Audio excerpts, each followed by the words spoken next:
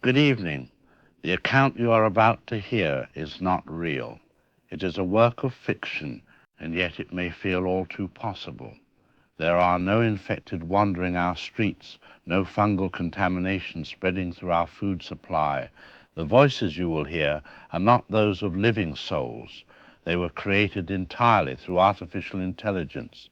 Any resemblance to persons, living or dead, is purely coincidental. Enjoy the show.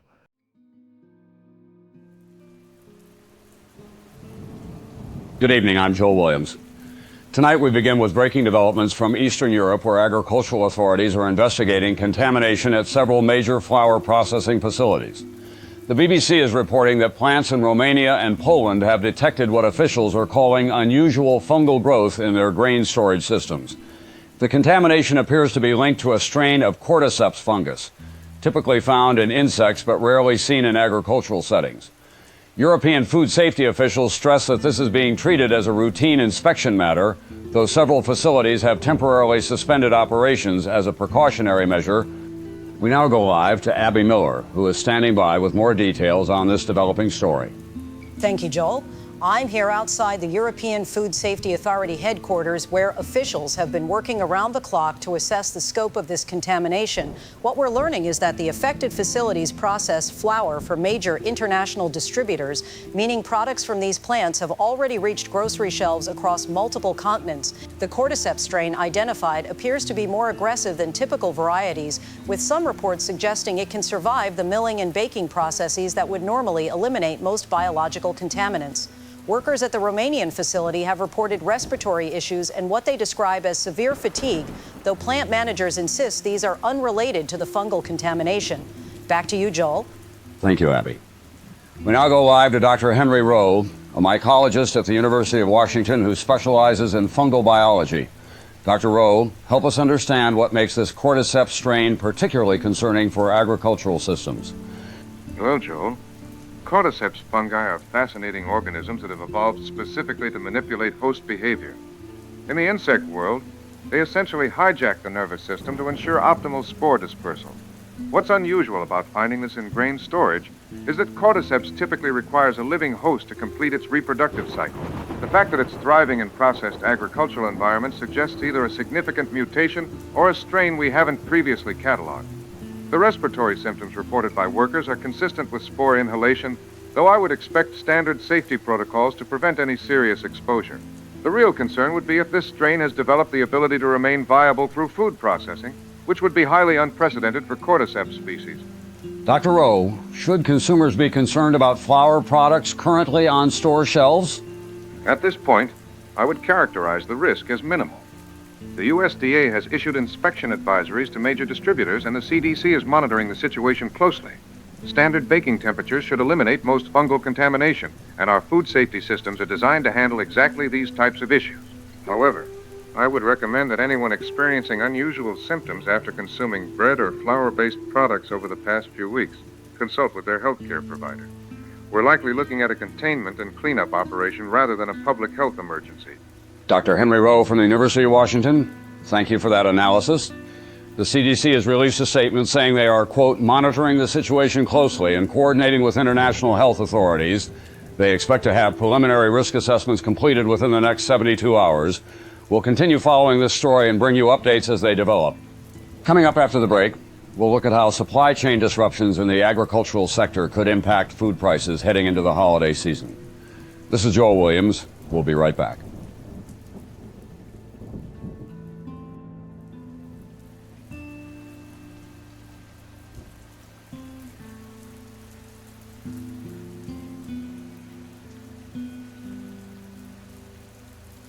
Good evening. I'm Max Campbell, and you're listening to what may be one of the most important conversations we'll ever have on this program. Tonight, we're exploring something that's been quietly unfolding in our food supply, something that challenges everything we thought we knew about the natural world, from the high desert and beyond. You're listening to a show about the unknown. My guest tonight is Dr. Henry Rowe, a mycologist from the University of Washington, and he's here to discuss the mysterious Cordyceps contamination that's been appearing in our news feeds. Dr. Rowe, welcome to the program. Thank you, Max. I appreciate the opportunity to discuss this with your audience. What we're dealing with represents something genuinely unprecedented in mycological research, and I think your listeners deserve to understand the deeper implications of what's happening. For those who might be hearing about this for the first time, can you paint us a picture of what Cordyceps actually is? Because what I'm learning about these organisms sounds like something out of science fiction, but it's very real, isn't it? Cordyceps fungi represent one of nature's most sophisticated examples of biological manipulation. In the natural world, these organisms have evolved over millions of years to take complete control of insect behavior. An infected ant, for example, will be compelled to climb to a specific height and location, then anchor itself there while the fungus consumes it from within and produces fruiting bodies to spread spores. The ant loses all free will. It becomes a biological puppet serving the fungus's reproductive needs. What's happening now is that we're finding cordyceps in environments where they shouldn't be able to survive, let alone thrive. That's remarkable and deeply unsettling. So we're talking about an organism that can literally hijack another creature's mind and body. And now you're telling me this thing is somehow adapted to survive in grain storage facilities? How is that even possible? That's the question that's keeping me awake at night, Max. Cordyceps species have very specific environmental requirements and host dependencies that have remained stable for thousands of years. They need living tissue to complete their reproductive cycle. The fact that we're finding thriving cordyceps populations in processed grain environments suggests either a dramatic evolutionary leap or exposure to conditions that we don't fully understand. The workers at these facilities who are reporting respiratory symptoms, that's consistent with spore inhalation, but the implications go far beyond typical occupational health concerns. I have to ask you this directly. Could we be looking at the possibility that this organism is adapting specifically to target human hosts? I mean, if it can control the behavior of ants, what happens if it develops the ability to affect human behavior? That's a question that goes to the heart of what makes this situation so concerning. The reports we're receiving from European facilities describe behavioral changes in workers that don't match typical toxicological profiles. We're seeing coordination between affected individuals, unusual sleep patterns, and what some observers describe as hive-like social behaviors. Now, I want to be clear that we're still gathering data, but the possibility that cordyceps could develop mechanisms for influencing human neural pathways can't be dismissed out of hand. These organisms have demonstrated remarkable adaptability throughout evolutionary history. The picture you're painting here is truly extraordinary. We're potentially looking at an organism that has learned to survive in our food supply, that may be developing the capacity to influence human behavior, and that's already affecting workers in multiple countries. What should people be watching for? What are the warning signs that this situation might be more serious than official sources are letting on? I would advise your listeners to pay attention to any reports of coordinated behavior among affected populations. If we start seeing groups of people in contaminated areas exhibiting synchronized activities or unusual social patterns, that could indicate that the fungus has developed more sophisticated influence mechanisms. Also, any evidence of respiratory symptoms spreading through communities faster than normal disease transmission would suggest that might indicate airborne spore production. The most important thing is for people to remain aware that we're dealing with an organism that operates according to intelligence principles we're only beginning to understand. This isn't just a contamination event, Max. This could be the emergence of something entirely new. Dr. Henry Rowe, thank you for sharing your insights with us tonight. What you've described challenges our fundamental assumptions about the boundaries between species and about humanity's place in the natural order. To our listeners out there in the darkness, stay vigilant, stay informed, and remember that the universe is far stranger and more connected than we ever imagined. This is Max Campbell, and we'll be watching this story very closely. Until next time, keep looking up.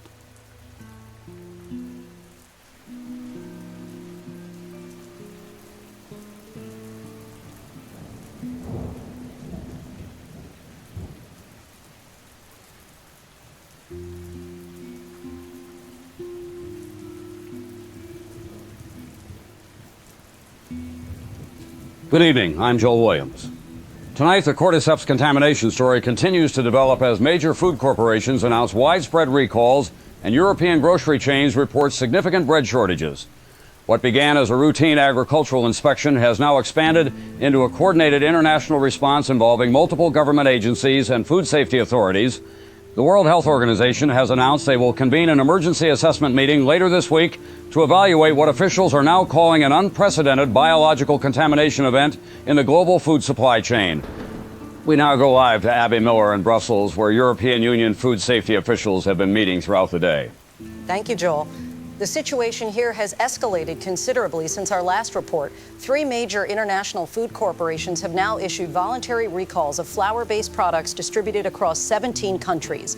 Behind me, you can see lines of concerned consumers at grocery stores that have been experiencing shortages of bread and baked goods as retailers pull products from shelves as a precautionary measure. We're also receiving reports of what health officials are describing as severe food poisoning cases in Romania and Poland, with symptoms that don't match typical bacterial contamination patterns.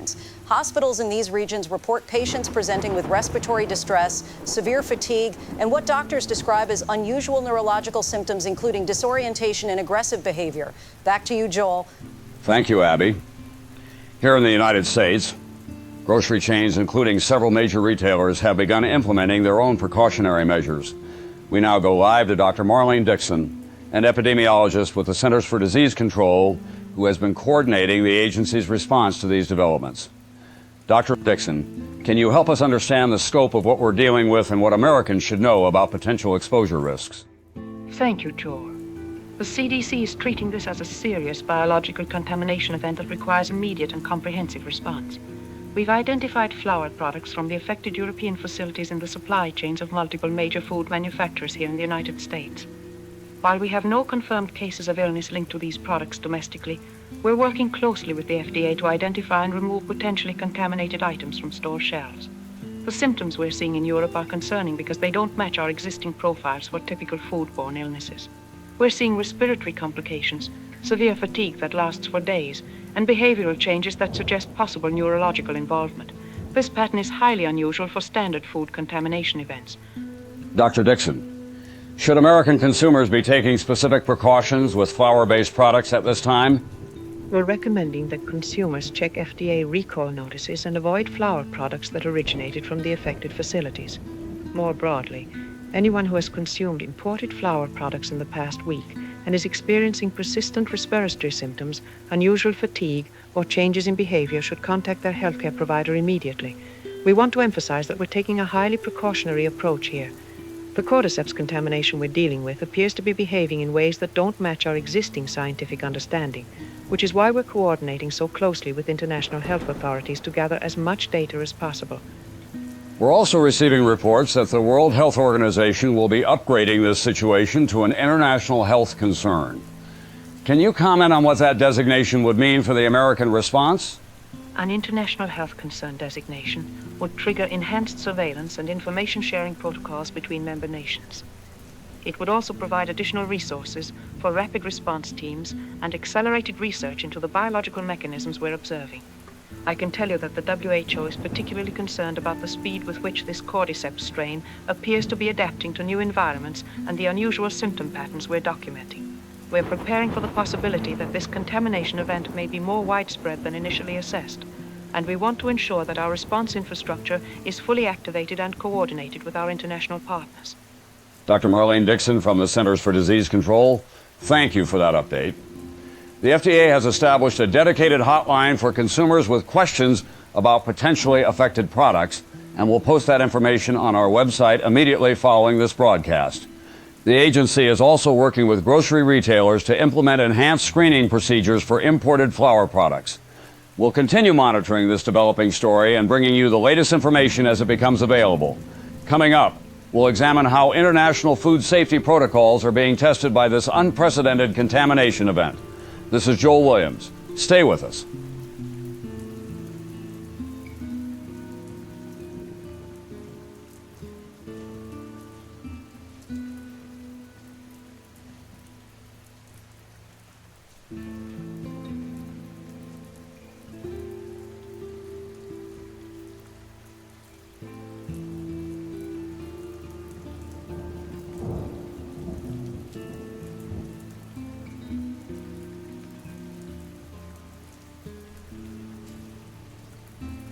Folks, I'm going to tell you something right now that the mainstream media, the so-called experts, and the entire Washington establishment don't want you to know.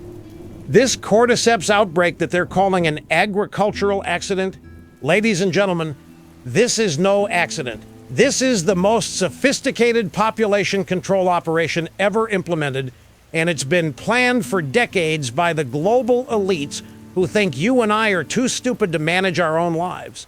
You see, when you control the food supply, you control the people. And these people, these agricultural architects, as I call them, they've spent generations consolidating food production into fewer and fewer facilities, specifically so they could execute exactly this type of biological intervention. The Romanian and Polish processing plants that are mysteriously contaminated, those weren't selected randomly. Those locations were chosen years ago as optimal distribution points for a coordinated attack on human independence and free will. Now, the drive-by media wants you to believe that a mind-controlling fungus just happened to contaminate the exact facilities that could spread it worldwide within days. Really? That's what they expect us to swallow? Ladies and gentlemen, I have been warning you about this for years. The global food distribution network isn't commerce. It's the most efficient weapons delivery system ever created, and now they're using it to deliver biological agents designed to create what they call compliant populations. The Cordyceps organism has been studied by government biological research programs since the 1950s, specifically because of its ability to override individual decision-making and create collective behavioral control. This isn't some natural contamination, folks. This is weaponized biology being deployed against free-thinking Americans who refuse to submit to global government control. The symptoms they're describing, the behavioral changes, the loss of individual will, this is exactly what these population control fanatics have been working toward for decades. They want a world where human beings function like worker bees in a hive, where individual liberty and personal responsibility are replaced by collective programming and groupthink. The infected individuals aren't sick, folks. They're being converted into biological components of a control system that will make traditional government obsolete. Why do you think the establishment is so calm about this? Why aren't they panicking? Because this is their plan working exactly as designed. They've been testing these behavioral modification techniques for years, perfecting the delivery mechanisms, and now we're seeing the global implementation of biological tyranny disguised as a health emergency. I'm telling you right now, patriots, you need to understand what's really happening here. The fungal network they're creating isn't just controlling behavior, it's eliminating the concept of individual thought itself. Free will, personal liberty, the right to make your own decisions, all of that disappears when you become a node in their biological collective. This is why I've been telling you to prepare, to become self-sufficient, to stock supplies that haven't been contaminated by their distribution systems, get underground, get sealed food sources, and whatever you do, don't trust the official response agencies, the CDC, the WHO. These organizations aren't trying to stop an outbreak. They're managing the controlled implementation of global biological socialism. They want every human being connected to their network, thinking their thoughts, following their programming, serving their agenda without question or resistance. This is it, folks. This is the final assault on human freedom. And if we don't wake up right now, if we don't recognize what's happening and take action to preserve our independence, we're going to lose everything that makes us human. The choice is yours, America. Individual liberty or collective slavery. There is no middle ground.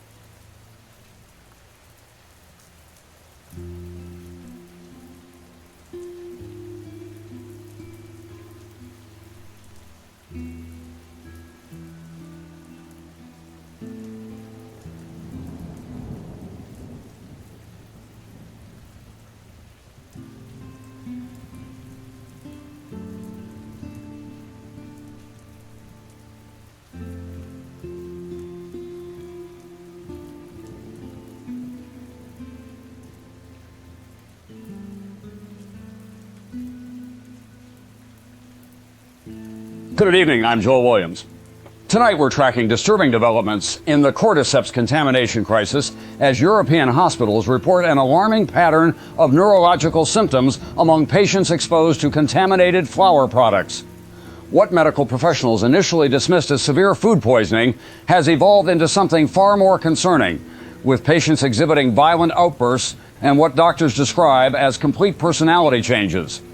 Meanwhile, Social media platforms are being flooded with amateur video showing incidents of seemingly unprovoked violence in the affected regions, leading to widespread panic and calls for emergency government intervention. We go now to Abby Miller, who is standing by at a medical facility in Bucharest where doctors are struggling to understand these unprecedented symptoms. Joel, the situation here has become increasingly chaotic over the past 48 hours. The hospital behind me has been forced to implement emergency security protocols after multiple patients became violently aggressive toward medical staff. Dr. Elena Vasquez, the chief of emergency medicine, tells me they're seeing behavior patterns unlike anything in medical literature. Patients who were coherent and cooperative upon admission are suddenly attacking nurses, attempting to bite other patients, and showing what she describes as predatory stalking behavior in hospital corridors. Most disturbing is that these individuals seem to retain enough cognitive function to coordinate their actions, almost as if they're following some kind of shared behavioral programming. Abby, are medical authorities able to provide any explanation for these behavioral changes? That's perhaps the most unsettling aspect of this crisis. The medical professionals I've spoken with admit they have no precedent for what they're observing. Brain scans show unusual activity in regions associated with decision-making and impulse control, but the patients aren't responding to standard psychiatric medications or restraint protocols. What's particularly concerning is that social media video from across the region shows similar behavioral patterns, suggesting this isn't isolated to hospitalized patients, but is occurring throughout the general population. Romanian authorities have begun implementing quarantine measures in the most affected areas, though they acknowledge these may be insufficient given the scale of what they're dealing with. Back to you, Joel. Thank you, Abby. Here in the United States, the Centers for Disease Control has confirmed the first domestic cluster of cases in Portland, Oregon. We now go live to Dr. Tommy Hall, an infectious disease specialist who has been coordinating with federal health authorities on the American response.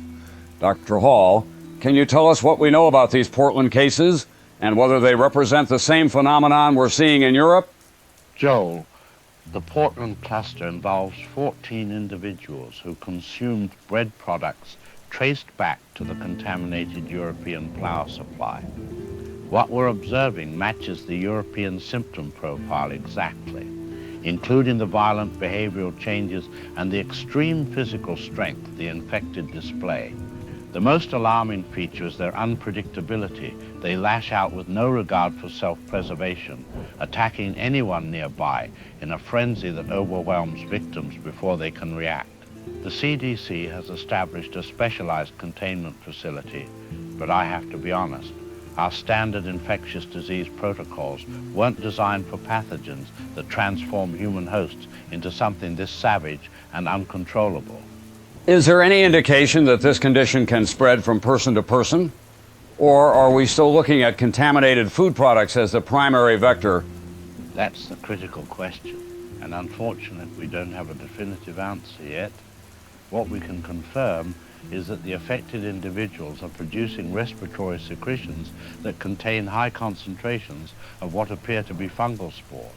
We've implemented strict isolation protocols, but the possibility of airborne transmission is something we're taking very seriously.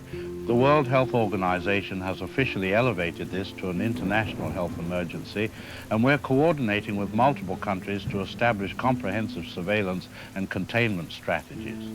The ferocity and speed of this infection go far beyond anything previously documented in mycological research.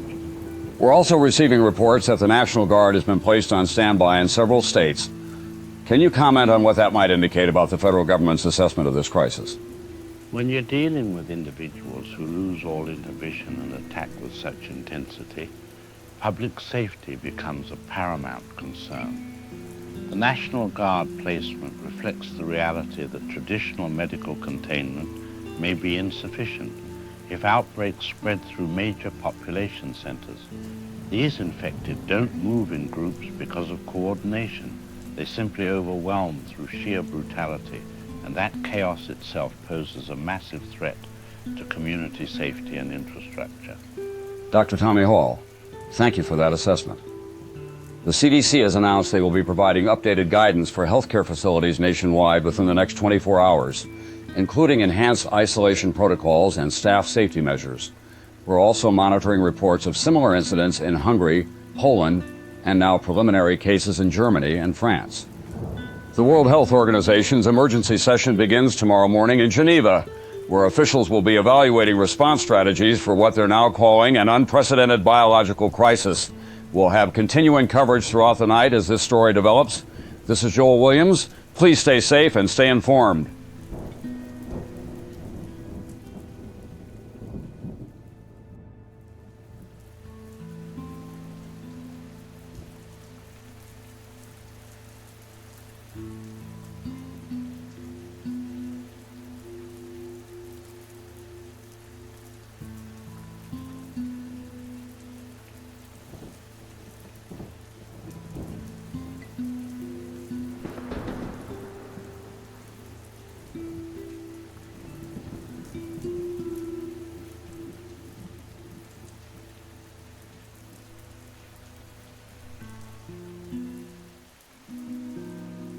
CQ, CQ, CQ. This is Whiskey 6 November Juliet Delta calling CQ and standing by.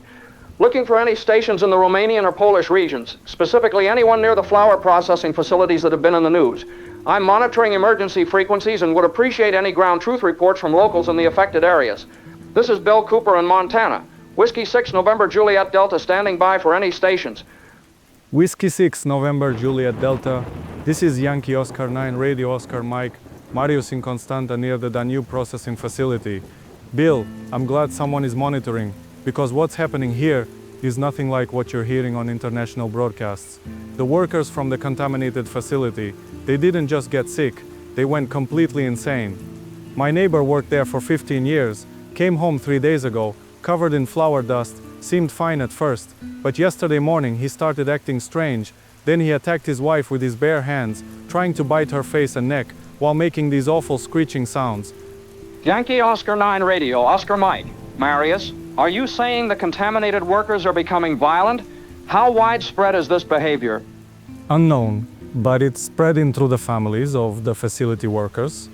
But the authorities are working very hard to keep this quiet.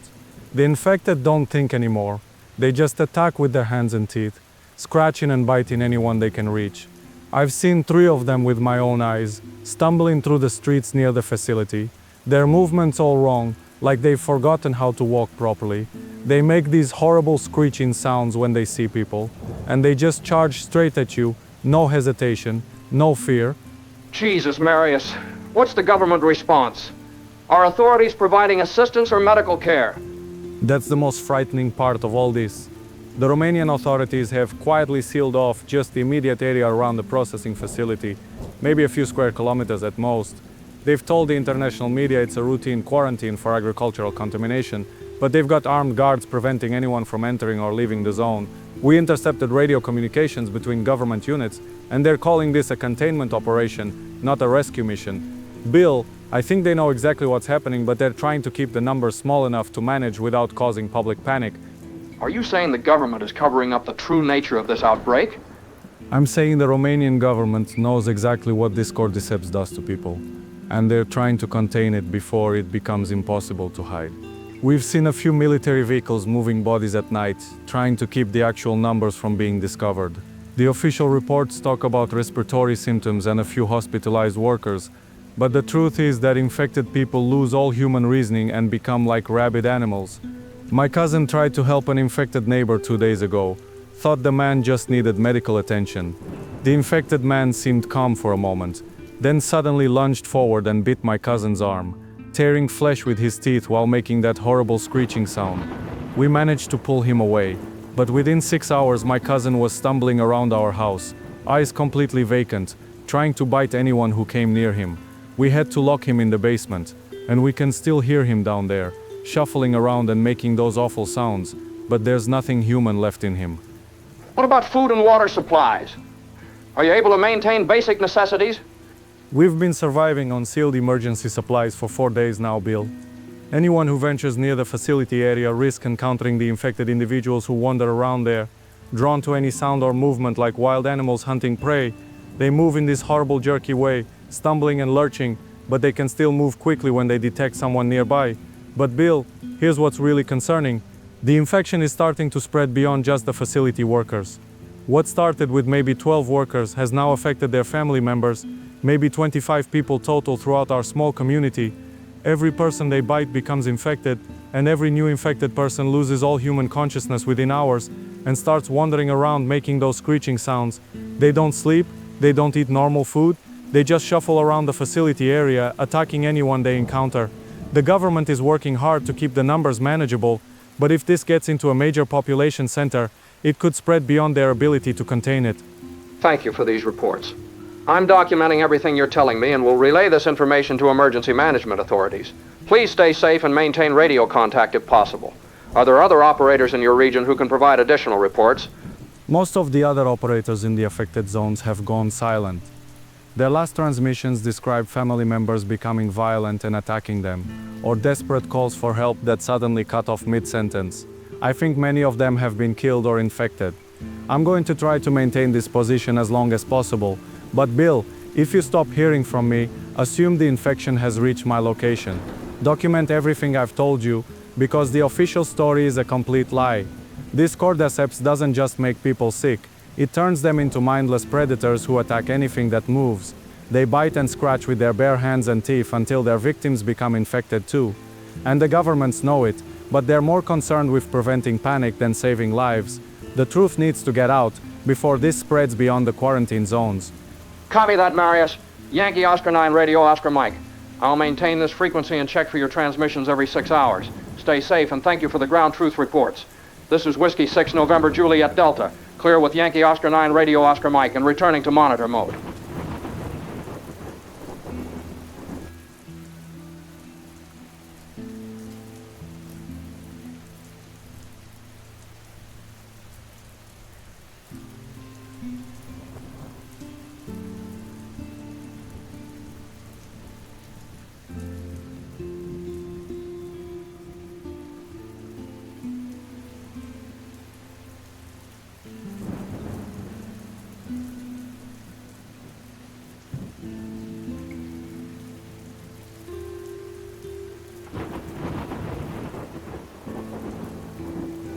Good evening, I'm Joel Williams.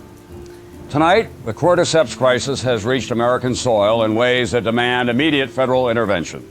The Centers for Disease Control now confirms active infections in 12 states, with concentrated clusters in Portland, Oregon, Seattle, Washington, and emerging cases reported in Atlanta, Georgia. The White House has announced the formation of a specialized Cordyceps response team, while the National Guard has been activated in the 3 most affected states. What began as an agricultural contamination issue has evolved into what federal officials are calling a national biological emergency. We begin tonight with Abby Miller reporting from outside Providence Medical Center in Portland, where healthcare workers are struggling to contain the largest domestic cluster.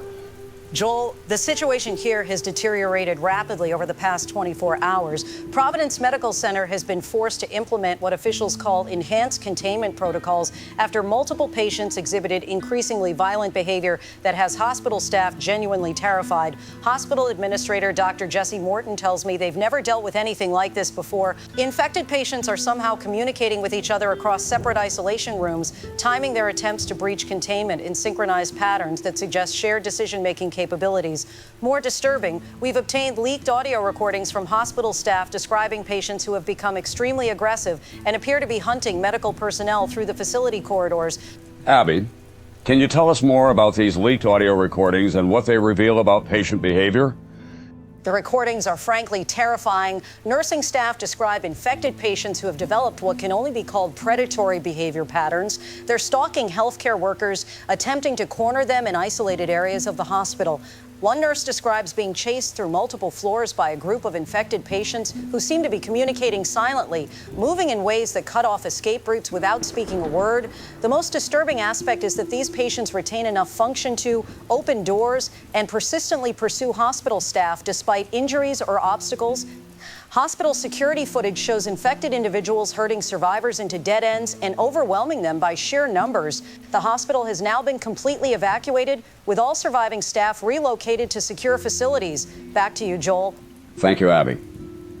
The Federal Emergency Management Agency announced this afternoon that it has activated comprehensive response protocols in the affected regions. We now go live to Dr. Ellie Evans, the newly appointed coordinator of the Federal Cordyceps Response Team. Dr. Evans, can you help Americans understand the scope of what we're dealing with and what the federal response entails? Thank you, Joe. The Cordyceps response team represents an unprecedented coordination between the CDC, FEMA, the Department of Defense, and multiple research institutions. What we're confronting is a biological agent that doesn't follow conventional patterns of infection or disease progression. The affected individuals appear to be undergoing a systematic neurological restructuring that transforms them into something far more dangerous than we initially understood. Our containment facilities are designed specifically to prevent the violent, coordinated behavior we've observed. But I want to be completely transparent with the American people. This pathogen demonstrates capabilities that challenge our existing biological containment methodologies. We're implementing military-grade isolation protocols and have established exclusion zones around the most affected areas because the infected populations have become genuinely threatening to public safety. Dr. Evans, there are reports that infected individuals in the Portland area have been making violent attacks on emergency personnel. Can you comment on whether this represents organized aggressive behavior that could threaten public safety? The infected populations are exhibiting what can only be described as hunting behavior, including attacks on police, emergency medical personnel, and anyone attempting to provide aid to uninfected individuals. We've documented instances where separate infected groups, with no apparent means of communication, have simultaneously initiated violent assaults that seem designed to prevent rescue operations and isolate potential victims. This suggests either an extremely sophisticated communication network or some form of collective intelligence that operates beyond our current understanding of biological systems. That's why we've established military cordons around the affected areas and are implementing controlled evacuation procedures for nearby communities. Joel, I need to be clear about something. The infected individuals are no longer behaving like people seeking help or medical attention. They're behaving like predators actively hunting uninfected humans. Dr. Evans, we're also receiving reports that infected individuals may be responsible for violent attacks on infrastructure workers in the Portland area. Is there any basis for these claims? We are investigating reports that infected individuals have been observed stalking and attacking utility workers, emergency responders, and maintenance personnel in ways that suggest purposeful targeting rather than random aggression. The power grid disruptions coincided with violent assaults on electrical substation personnel. Whether this represents intentional sabotage or some form of biological drive to attack anyone maintaining technological systems, we can't yet determine. Dr. Ellie Evans, coordinator of the Federal Cordyceps Response Team, thank you for that assessment. The President is expected to address the nation tomorrow evening regarding what administration sources are calling a manageable but serious biological emergency. FEMA has established citizen information hotlines for the affected regions, and evacuation assistance is being provided to communities within the established exclusion zones. The CDC has also announced a comprehensive nationwide flour recall affecting virtually all processed grain products imported from European sources over the past month. We'll have continuing coverage of this developing crisis throughout the night. Americans in the affected regions are urged to monitor emergency broadcast frequencies for updated evacuation information and safety protocols.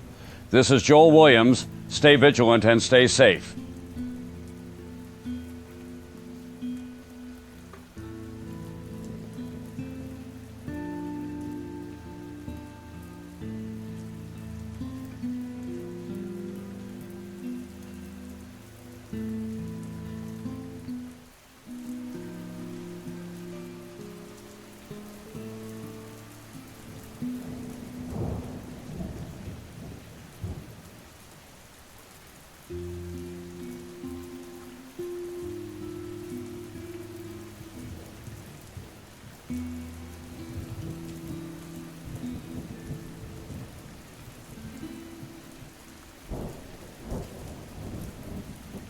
We interrupt our regular programming to bring you breaking news from the White House. President Frank Barton is expected to address the nation momentarily regarding the ongoing Cordyceps contamination crisis affecting multiple states. We now take you live to the Oval Office. Ladies and gentlemen, the President of the United States. My fellow Americans, tonight I want to speak directly to you about a public health challenge that has understandably raised questions and concerns across our great nation. Let me be clear from the outset. This administration is taking decisive and comprehensive action to protect American families from the biological contamination that has affected a limited number of communities in our country. We have mobilized every resource at our disposal, and I want to assure you that this situation is both manageable and under control. Now, the Cordyceps contamination that originated in European food processing facilities has unfortunately, reached American shores through our global food supply networks. But here's what I want you to understand. Fewer than 300 Americans have been affected by this biological agent, and every single one of these individuals is receiving the best possible care in facilities specifically designed to address their medical needs. Our response has been swift, it has been thorough, and it has been effective. I have been in constant communication with the directors of the Centers for Disease Control, FEMA, and our military leadership. They have assured me that the containment measures we have implemented represent the gold standard of biological security protocols. The affected communities in Oregon, Washington, and Georgia are receiving comprehensive federal support with medical teams and emergency responders working around the clock to provide care and prevent any further transmission. Now, I know there have been reports of concerning behavior among some of the affected individuals, and I want to address this directly and honestly. The Cordyceps organism does cause neurological symptoms that can appear alarming to family members and medical personnel. But let me be absolutely clear. Our medical experts have developed treatment protocols that are showing encouraging results in managing these symptoms and preventing transmission to healthcare workers and community members. The federal containment facilities where these individuals are receiving care represent the most advanced medical technology our nation has to offer, and every affected American is getting the highest standard of treatment available anywhere in the world.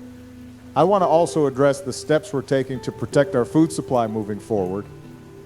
The comprehensive recall of potentially affected flour products has been executed with remarkable efficiency by our food safety agencies working in coordination with international partners. Our agricultural inspectors are implementing enhanced screening protocols to ensure that contaminated products are identified and removed from our food distribution networks before they can reach American families. You can have confidence that the food on your tables tonight is safe and that our food safety systems are working exactly as they were designed to work.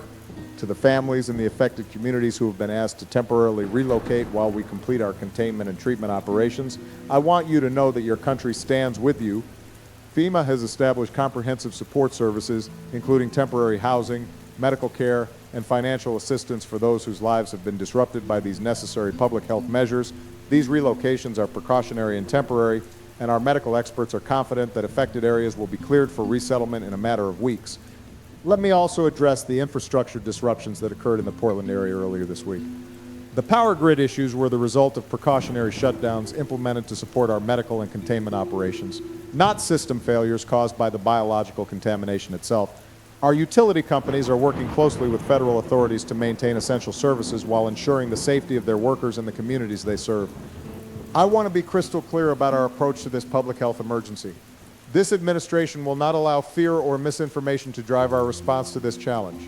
We have faced biological threats before as a nation, from anthrax to SARS to H1N1, and we have always emerged stronger through scientific expertise, coordinated government action, and the resilience of the American people. The Cordyceps contamination represents a serious but entirely manageable public health challenge that our medical and scientific communities are addressing with unprecedented resources and coordination.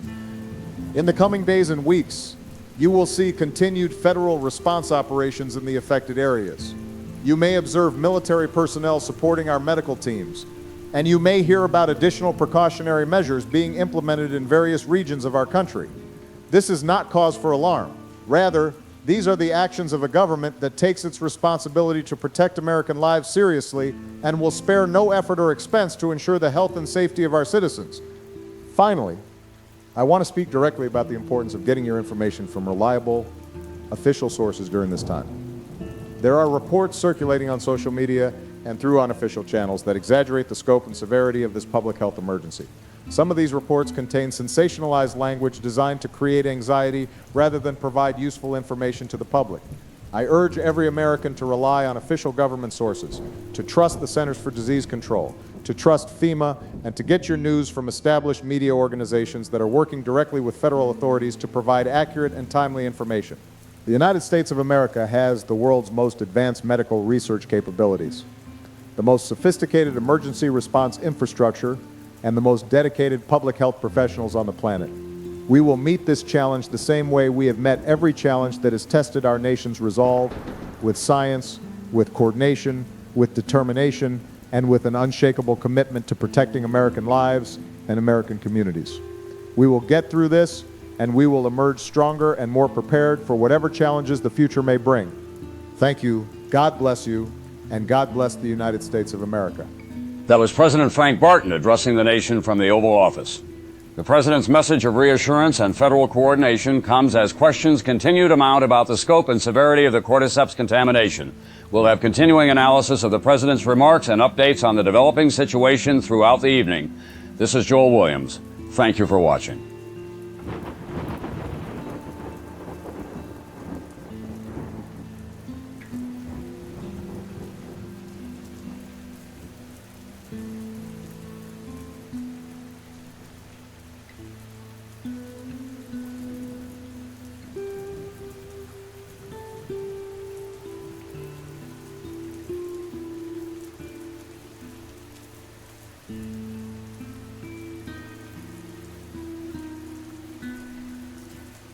This is Joel Williams with breaking news coverage of what can only be described as a catastrophic failure of containment protocols.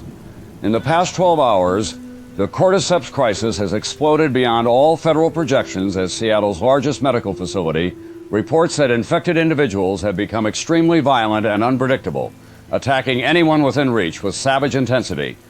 Providence Medical Center in Portland has gone completely silent, and we're receiving disturbing reports of infected individuals breaking out of containment facilities and spreading through populated areas.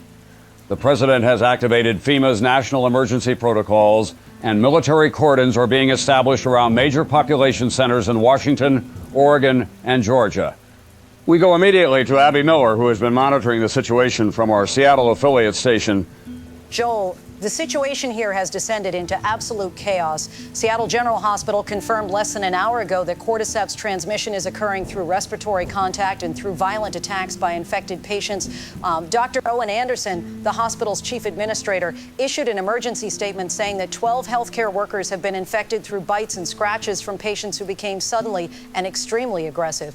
But Joel, what's happening here goes far beyond medical transmission. We're receiving emergency dispatch recordings of 911 calls describing frenzied attacks by infected individuals who seem to have lost all human reasoning and are acting purely on violent impulse. Abby, can you tell us more about these emergency dispatch recordings and what they reveal about the behavior of infected individuals? The recordings are unlike anything in law enforcement history.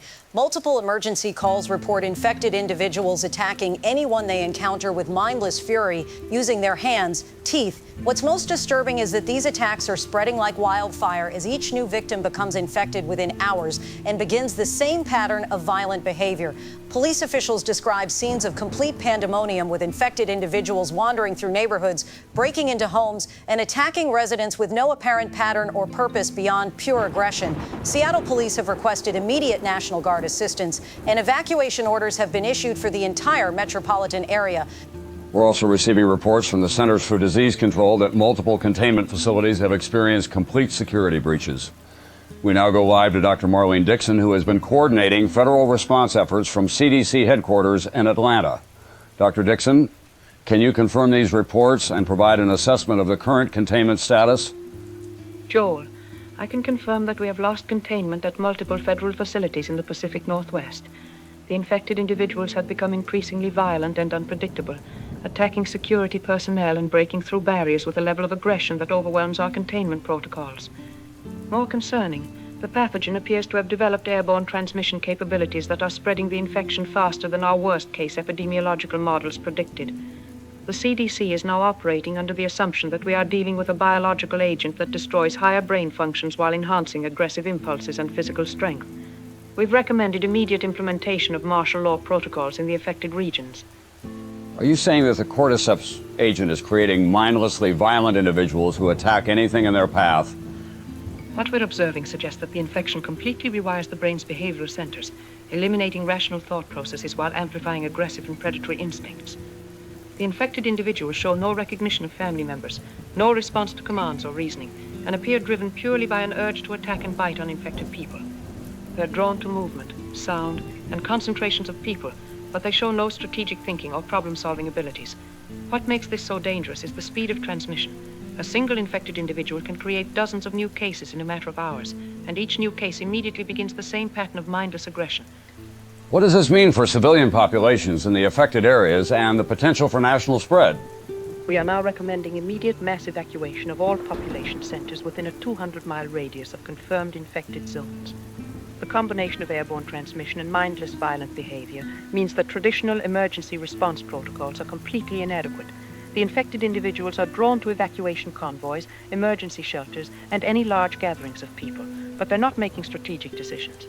The power grid failures in Portland appear to be incidental damage caused by infected individuals attacking electrical workers and damaging equipment during their violent rampages.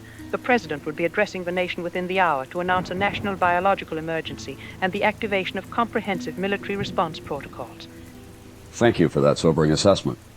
We're receiving word that the emergency alert system will be activated shortly with updated evacuation procedures and safety protocols. Interstate highways leading away from the Pacific Northwest are experiencing unprecedented traffic volumes as civilian evacuations begin, though we're now receiving reports of infected individuals attacking vehicles and evacuation convoys. The National Weather Service has begun broadcasting biological hazard warnings alongside standard weather reports, and ham radio operators are reporting large groups of infected individuals wandering toward population centers, apparently drawn by noise and activity. We'll continue our breaking news coverage as this unprecedented crisis develops. Americans are urged to avoid all large gatherings and remain in secure, quiet locations away from populated areas. This is Joel Williams, and we'll be here throughout the night providing critical updates on what authorities are now calling a national biological emergency.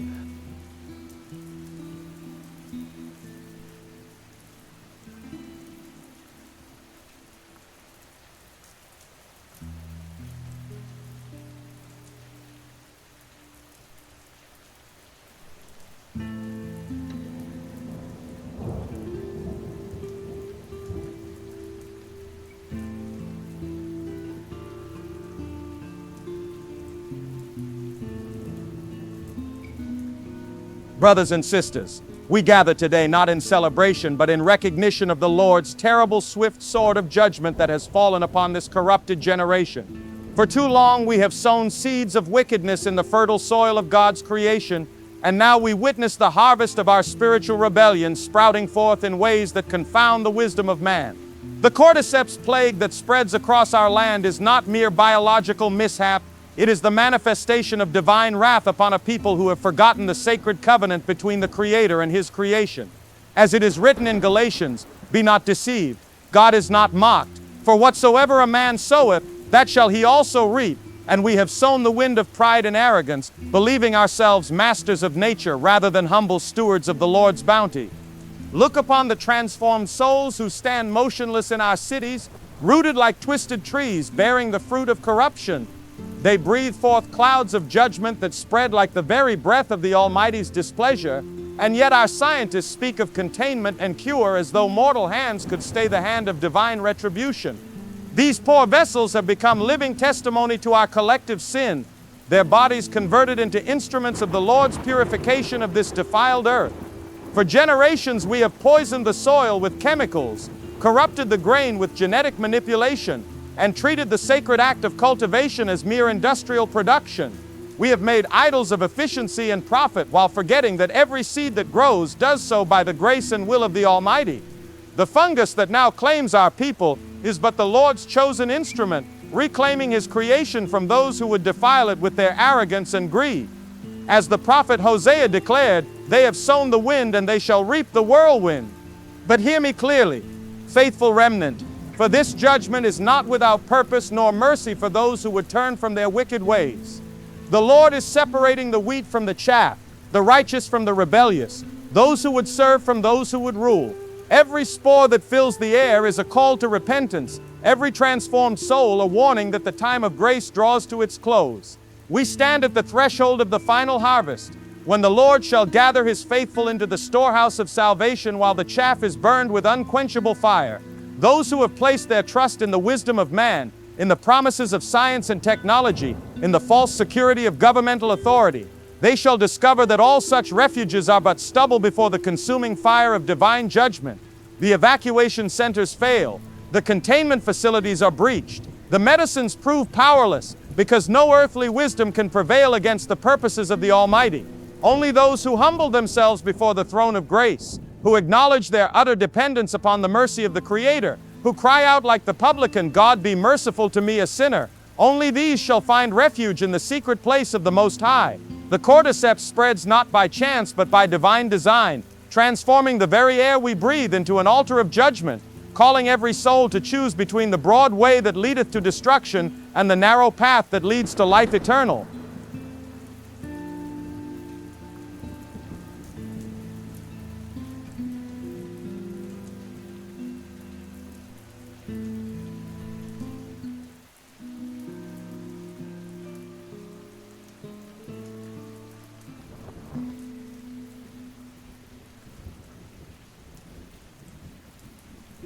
This is Joel Williams with emergency broadcast coverage of what authorities are now calling a complete infrastructure collapse across the Pacific Northwest.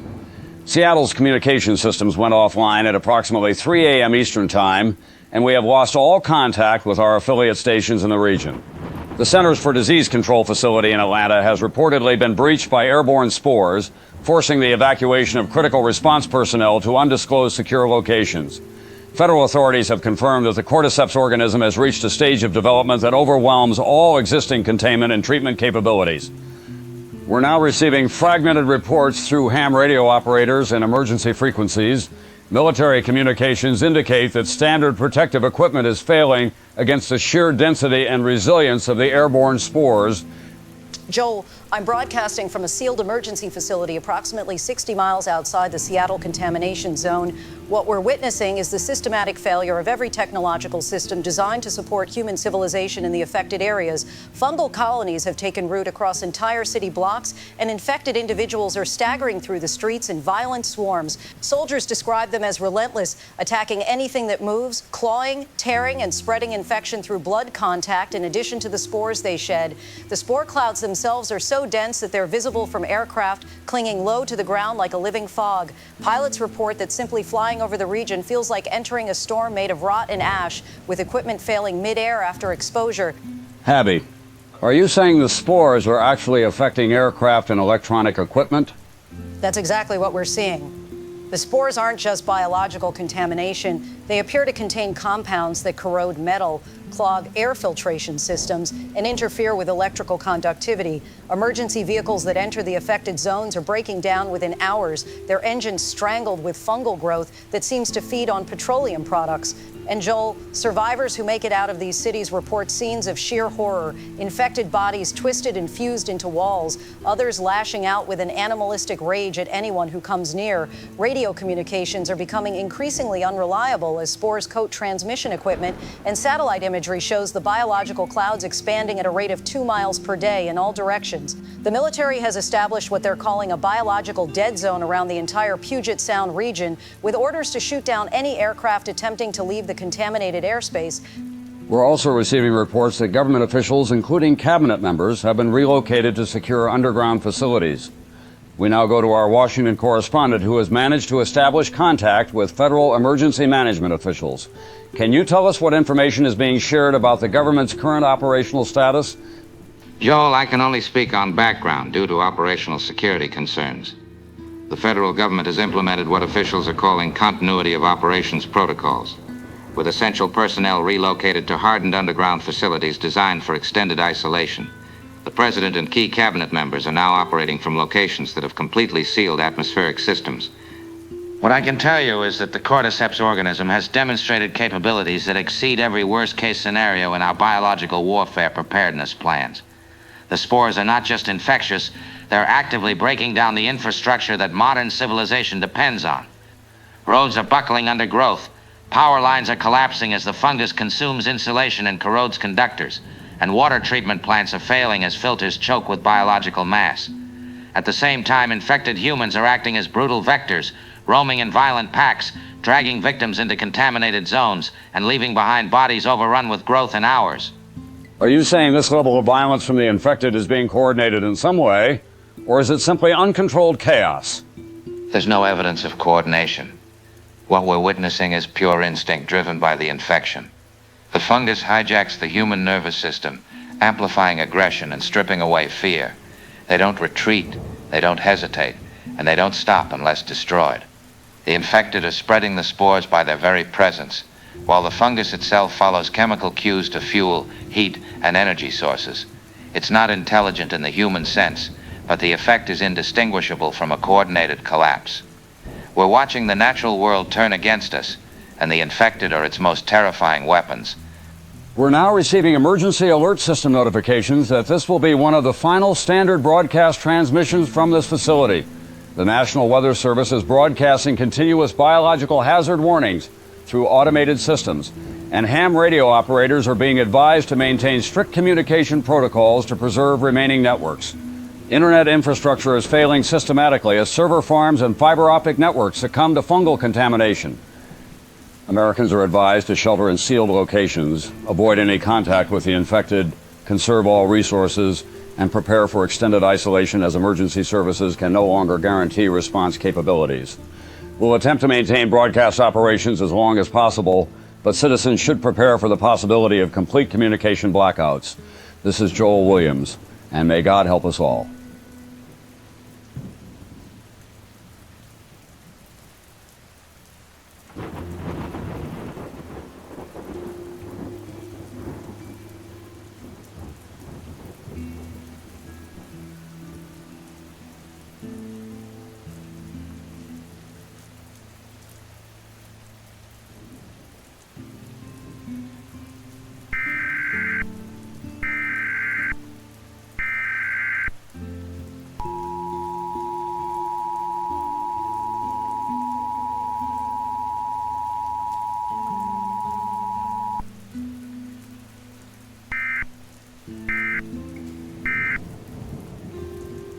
This is an emergency alert system broadcast. Federal and state authorities are responding to a rapidly spreading public health emergency involving a fungal infection confirmed in multiple regions. The infection is transmitted through direct contact with infected individuals, and symptoms include violent aggression, erratic behavior, and loss of higher brain function. If symptoms are observed, isolate the individual immediately and contact emergency services. Do not attempt to intervene physically. For your safety, avoid unnecessary travel, remain indoors with windows and doors secured, and monitor official channels for verified updates. Rumors and misinformation are circulating. Trust only government and emergency broadcasts. Emergency response teams are active across affected areas, and supplies and shelters are being coordinated. Remain calm and await further instructions.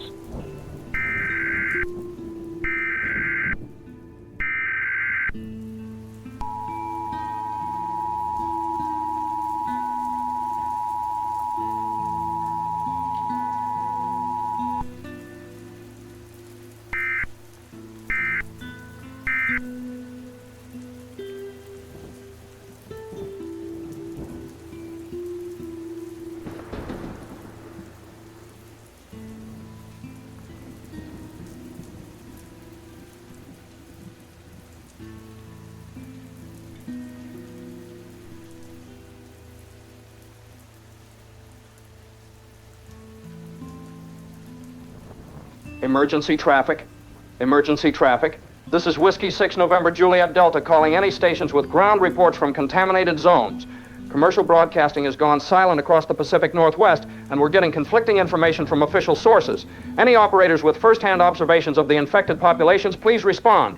This is Bill Cooper in Montana maintaining emergency coordination frequencies. Whiskey 6 November Juliet Delta. This is Kilo 7 Foxtrot Alpha Sierra. Sarah broadcasting from a sealed location high above the streets of downtown Seattle. Bill, the situation here is beyond anything the media was reporting before communications went dark. The infected have become incredibly violent and are attacking anyone they can find. From my vantage point in this tower, I can see groups of infected swarming through the city, forcing their way into buildings and dragging people out into the streets. Kilo 7 Foxtrot Alpha Sierra. Can you describe the nature of these attacks and how widespread they've become? I'm watching infected individuals who are completely mindless but incredibly savage. When they find survivors, they attack with their bare hands and teeth, biting and clawing until their victims are either dead or infected. The attacks are brutal and relentless. I watched a group of survivors trying to escape through downtown, and when they encountered infected, it turned into a bloodbath. The infected just kept coming, wave after wave, and most of the survivors who got bitten or badly scratched were stumbling around, making those horrible screeching sounds by evening. This is November 8 Delta Charlie Hotel. Tommy, broadcasting from the Columbia River Valley. Sarah's reports match what I'm seeing in the Portland area. The infected are incredibly violent, and the real danger is how quickly the infection spreads through bites. I've seen them break into buildings and attack families, and anyone who gets bitten transforms incredibly fast depending on where they're bitten. November 8, Delta Charlie Hotel. Are you saying the infection speed depends on bite location? That's exactly what I'm saying. I've been documenting this from my position, and bites to the neck or face seem to turn people within 30 to 60 minutes. Bites to arms or legs take maybe 2 to 4 hours before they start showing symptoms. I watched infected break into a family's house 3 blocks from my position. The father got bitten on the neck trying to protect his family, and he turned so fast his own wife and kids didn't have time to get away from him. He attacked his own children, bit his youngest daughter on the face, and she was screeching and trying to attack her mother within an hour. Now that whole family is wandering around outside, attacking anyone who gets near their property. But it all started with that one neck bite. This is Alpha 9 Uniform Echo Mike. Jesse broadcasting from the eastern Washington border. I've been monitoring evacuation routes, and I need to warn anyone listening that fleeing through contaminated areas is incredibly dangerous. The infected are drawn to noise and movement, and they're attacking evacuation convoys with overwhelming numbers. I've watched infected swarm vehicles, breaking windows with their bare hands, dragging people out of cars and biting them while their families watch helplessly. Entire families get pulled from their vehicles and infected within minutes. Alpha 9 Uniform Echo Mike. Jesse, what's the status of emergency services in your monitoring area? Emergency services have completely collapsed from direct attacks and bite transmission. Fire departments and ambulance crews were getting overwhelmed when responding to calls where infected had cornered survivors in buildings. The infected would attack the responders, and anyone who got bitten would turn and attack their own teammates within hours. I heard final transmissions from a National Guard unit yesterday, reporting that infected had surrounded their vehicles and were trying to break in. When the soldiers tried to evacuate on foot, they were swarmed and bitten before they could reach safety. You can't fight something when every casualty becomes another enemy. The infected don't just kill you, they turn you into one of them, and enclosed spaces like buildings become death traps where one infected person can turn an entire group. All stations, I'm documenting these reports and will continue relay operations as long as possible. For anyone monitoring, it appears that the infected spread the infection through bites and direct contact with transformation speed depending on bite location. Recommend immediate relocation to areas at least 50 miles from any known infected populations and preparation for extended isolation with secure barriers against physical intrusion. There's something else you need to know. The infected aren't just randomly violent anymore. It's like once you run into one of them, more seem to be drawn to that location. I've watched small encounters turn into swarms within minutes, as nearby infected converge on the noise and movement. They attack with incredible savagery, biting and clawing anyone they can reach, and the real devastation comes from how quickly the bites spread once more of them arrive. One infected person corners a survivor, then half a dozen more show up, and before long the whole area is overrun. Bill, I don't think this is something that can be contained anymore. The infection is spreading faster than people can evacuate, and every encounter snowballs into a larger outbreak. Every rescue attempt just creates more victims, because the infected turn rescuers into more attackers. Copy all reports, and thank you for maintaining communications under these conditions. I'll continue monitoring this frequency and relay critical information to any remaining emergency coordination centers. All stations maintain communication security protocols and document everything you observe. This is Whiskey 6 November Juliet Delta, maintaining emergency coordination. Stay safe and stay isolated.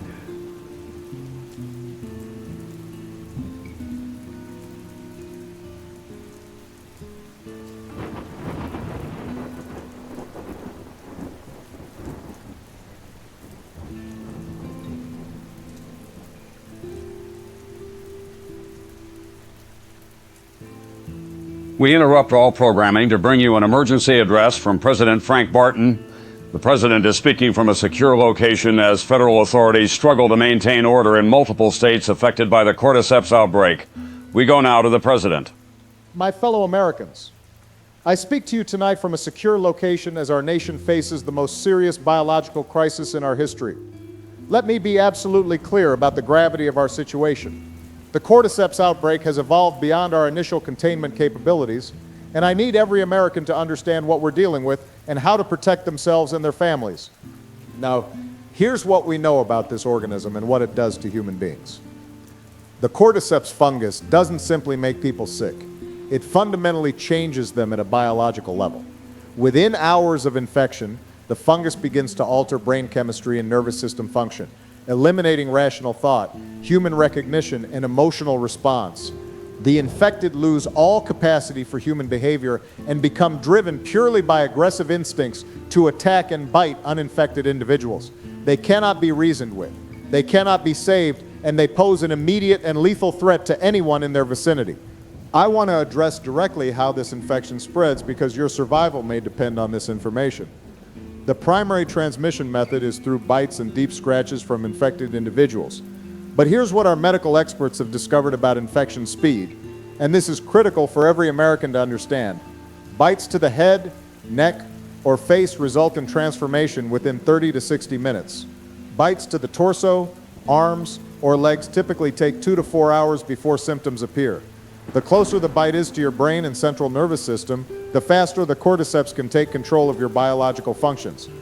This means that if someone you know, even a family member, has been bitten, you have a very limited window to make impossible decisions. There is no treatment, there is no cure, and there is no way to reverse the transformation once it begins.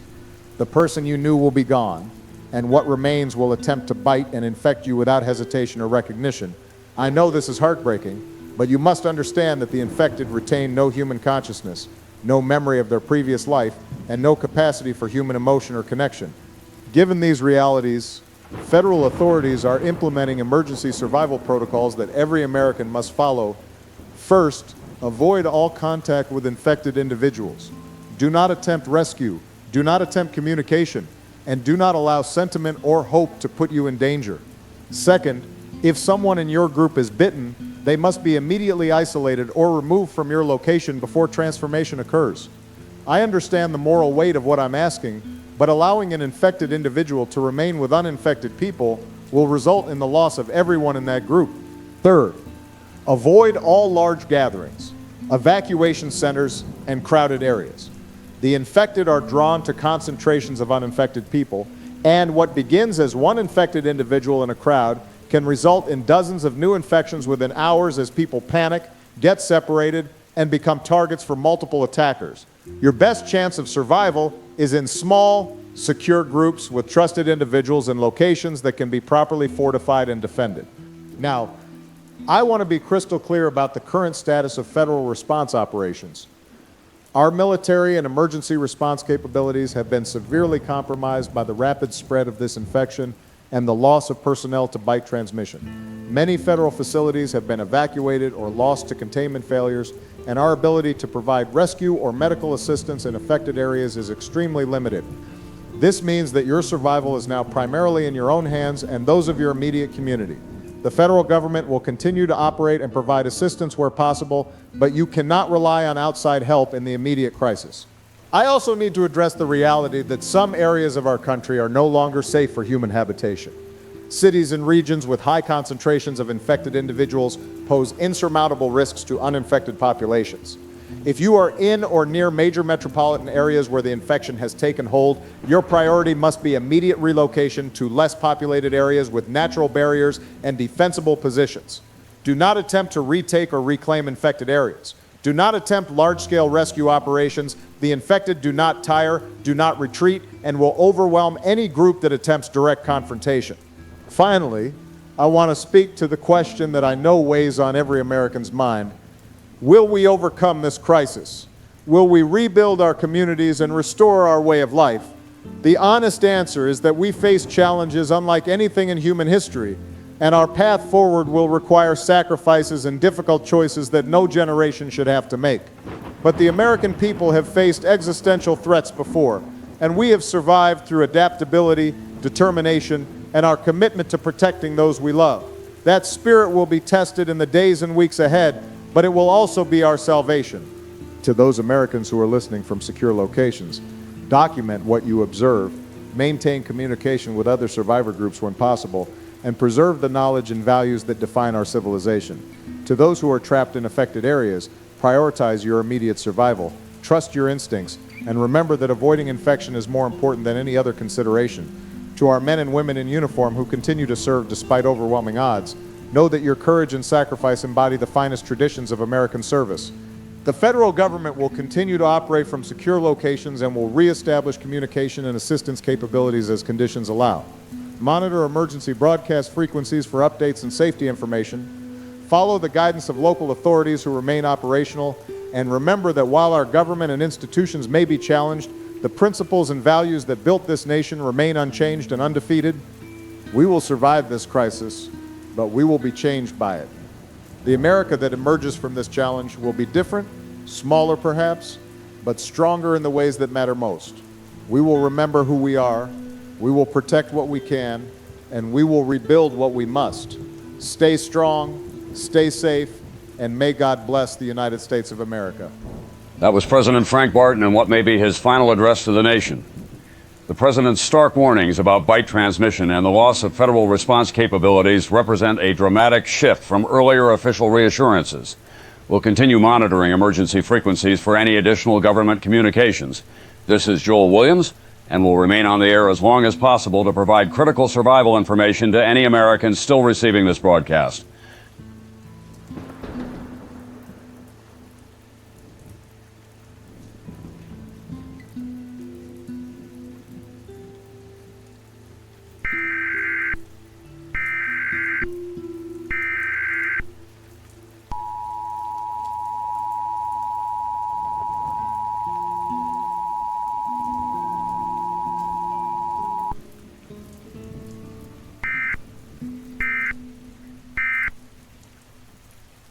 This is an emergency alert system broadcast. Federal authority has been severely disrupted, and numerous urban centers across the country are no longer under government control due to the fungal outbreak. Remaining safe zones are limited, and travel between regions is highly dangerous and discouraged. The infection continues to spread rapidly through exposure to spores and direct contact with infected individuals. Symptoms include violent aggression, rapid loss of motor control, and complete cognitive breakdown. Citizens are advised to shelter in secure locations, conserve supplies, and avoid all unnecessary movement. Quarantine enforcement is no longer operational in many areas, and emergency services cannot respond to most calls. Broadcast will continue as long as systems remain functional. Monitor this channel for updates and proceed with extreme caution.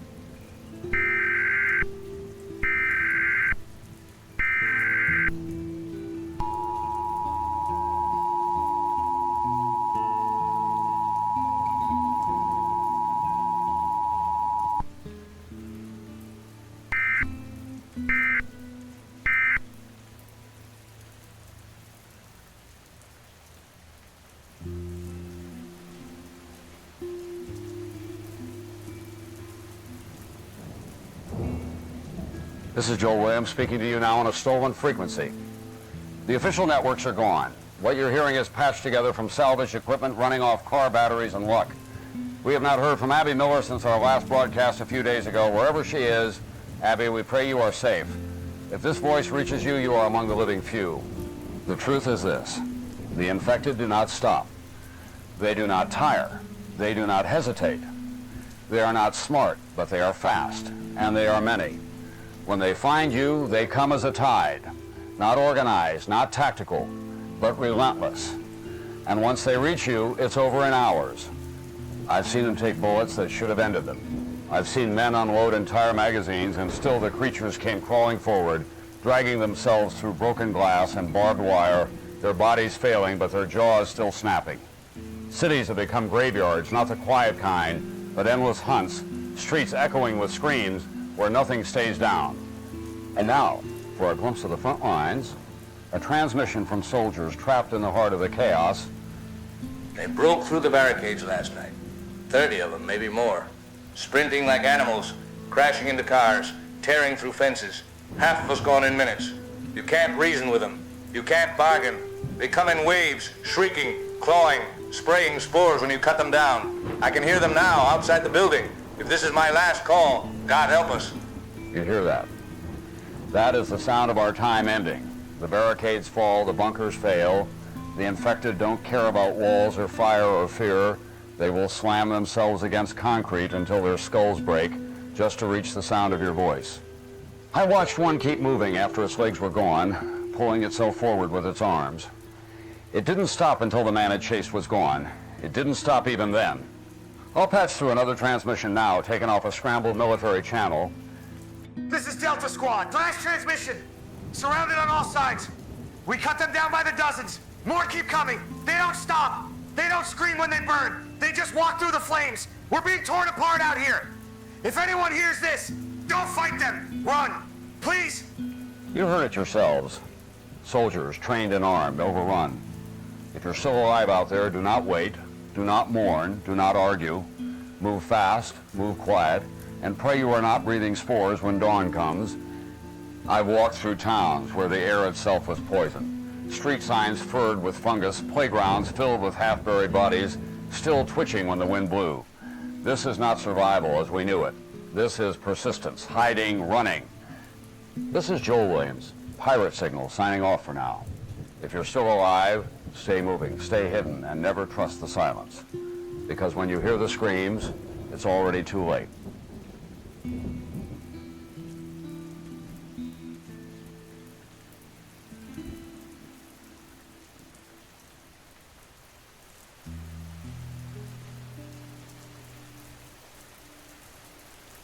Good evening from somewhere in the American West. This is Max Campbell broadcasting on emergency frequencies to whoever might still be listening. The world has changed in ways that defy our deepest nightmares. And tonight I'm speaking with someone who has witnessed that change from inside the belly of the beast. Dr. Lev Doyle is calling in from what I'm told is a sealed government facility, and what he has to tell us may be among the final testimonies from official sources. Dr. Doyle, thank you for reaching out through whatever secure channels you're using. The silence from official sources has been deafening, so your willingness to speak is both brave and essential. Max, I'm not being brave. I'm being honest about what we've witnessed down here. The Cordyceps organism has evolved beyond every model we had for biological behavior. What started as a contamination event has become something that challenges our fundamental understanding of fungal biology and human physiology. We're not dealing with a typical infection anymore. We're watching the emergence of something that operates by rules we never knew existed in nature. Something that operates by rules we never knew existed? Jed, that's an extraordinary statement. Can you help us understand what you mean by that? What exactly are you seeing that's so far outside our scientific understanding? The infected individuals have undergone complete biological transformation that goes far beyond anything we've seen in parasitic organisms. The fungus isn't just altering their behavior, it's systematically replacing their biological functions while keeping them mobile and aggressive. Their digestive systems have been completely repurposed, their respiratory systems modified for purposes we don't fully understand, and their nervous systems rewired in ways that eliminate human consciousness while maintaining motor function. It's like the fungus has turned human biology into a completely different kind of organism, one that's perfectly designed for spreading the infection as rapidly and efficiently as possible. You're telling me that this organism can completely rewrite human biology? That it's essentially creating new forms of life using human bodies as raw material? That's exactly what our research teams are concluding. The transformation process is incredibly sophisticated. The fungus maintains just enough of the original human physiology to keep the body functional, but everything else gets converted to serve fungal reproduction and transmission. The infected don't need food, water, or sleep because the fungus has created entirely new metabolic pathways. They don't feel pain, fear, or exhaustion because those human responses would interfere with their new biological purpose. What we're seeing is evolution in fast forward, with the fungus using human biology as a laboratory to create the perfect transmission vector. The perfect transmission vector. You're describing something that sounds almost designed. Is there any possibility that this Cordyceps strain was engineered rather than naturally evolved? That's the question that haunts everyone down here who's still capable of scientific analysis. The precision of these biological modifications, the speed of adaptation, the way it seems to anticipate and counter our containment efforts, all of this suggests either remarkable natural evolution or something else.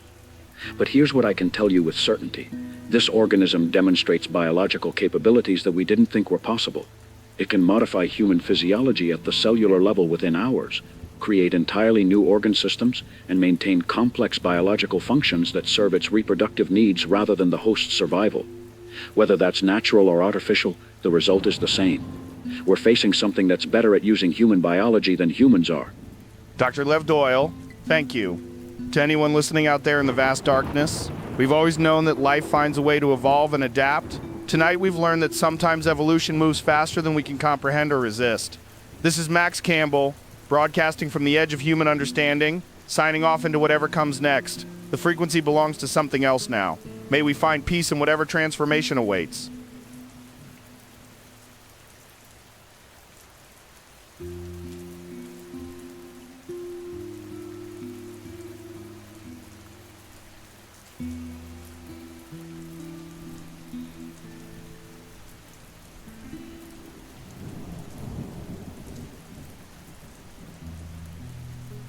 This is Joel Williams. I'm patching through whatever frequencies still carry a signal. Today I've been scavenging old recordings, transmissions, and automated broadcasts. You're going to hear what the systems caught in the final hours before everything went silent. Listen carefully, these aren't stories. They're the last traces of a world that's gone. First, the National Weather Service. Automated systems were still trying to tell us what we already knew. The air isn't safe. I'm fading in what they recorded.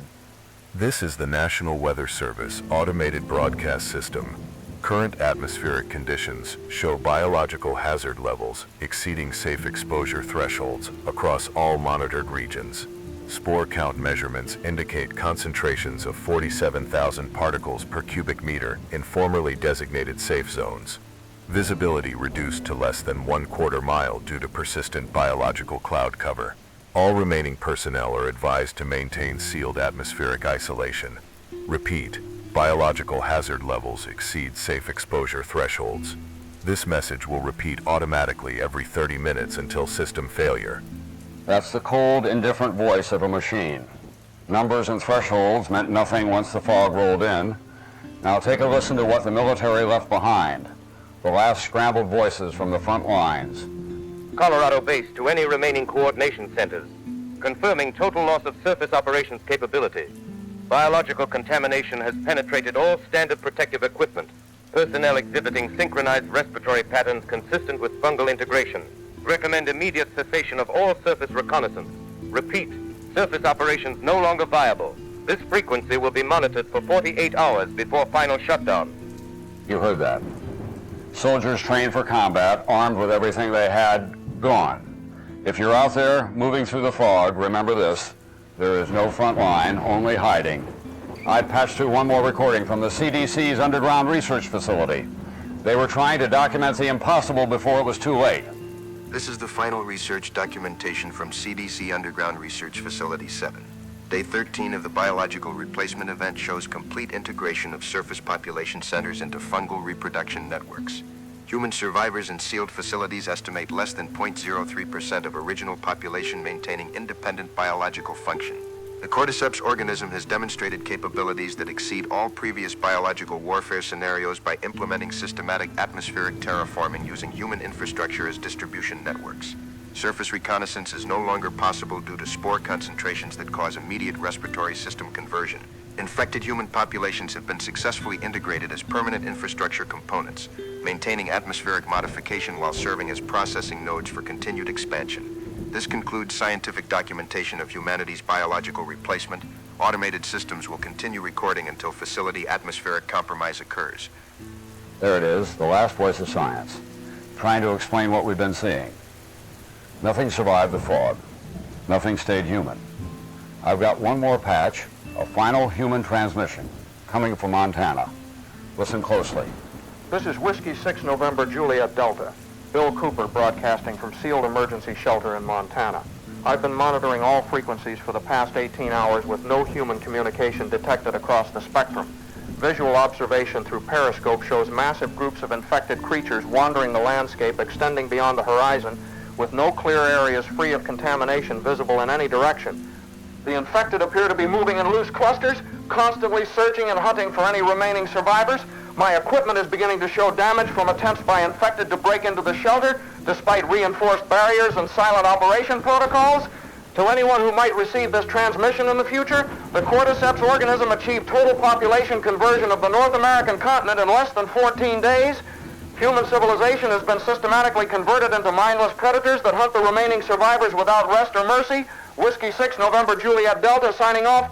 That's the human voice, the one that fought to speak last. Silence is not safe. Silence is not peace.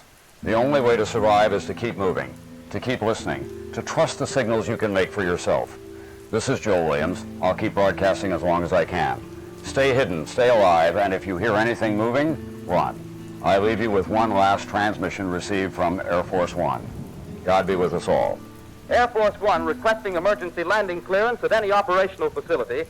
Biological contamination has compromised cabin atmospheric systems, crew exhibiting early-stage integration symptoms, static engines experiencing power fluctuations due to spore accumulation and intake systems, all designated emergency airfields showing no response to communication attempts. Repeat, requesting immediate landing clearance, cabin pressure failing, crew respiratory synchronization increasing. This may be final transmission from Executive Air Transport. Biological integration appears inevitable. This is the emergency alert system. All emergency services have ceased operations due to biological hazard exposure. Civilian population shelter-in-place orders remain in effect indefinitely. Atmospheric conditions show continued biological modification incompatible with human respiratory systems. No emergency services response capability exists for any location. This automated system will continue broadcasting until power grid failure occurs. Seek immediate underground shelter with sealed atmospheric systems. This message repeats automatically every 15 minutes. This is not a test.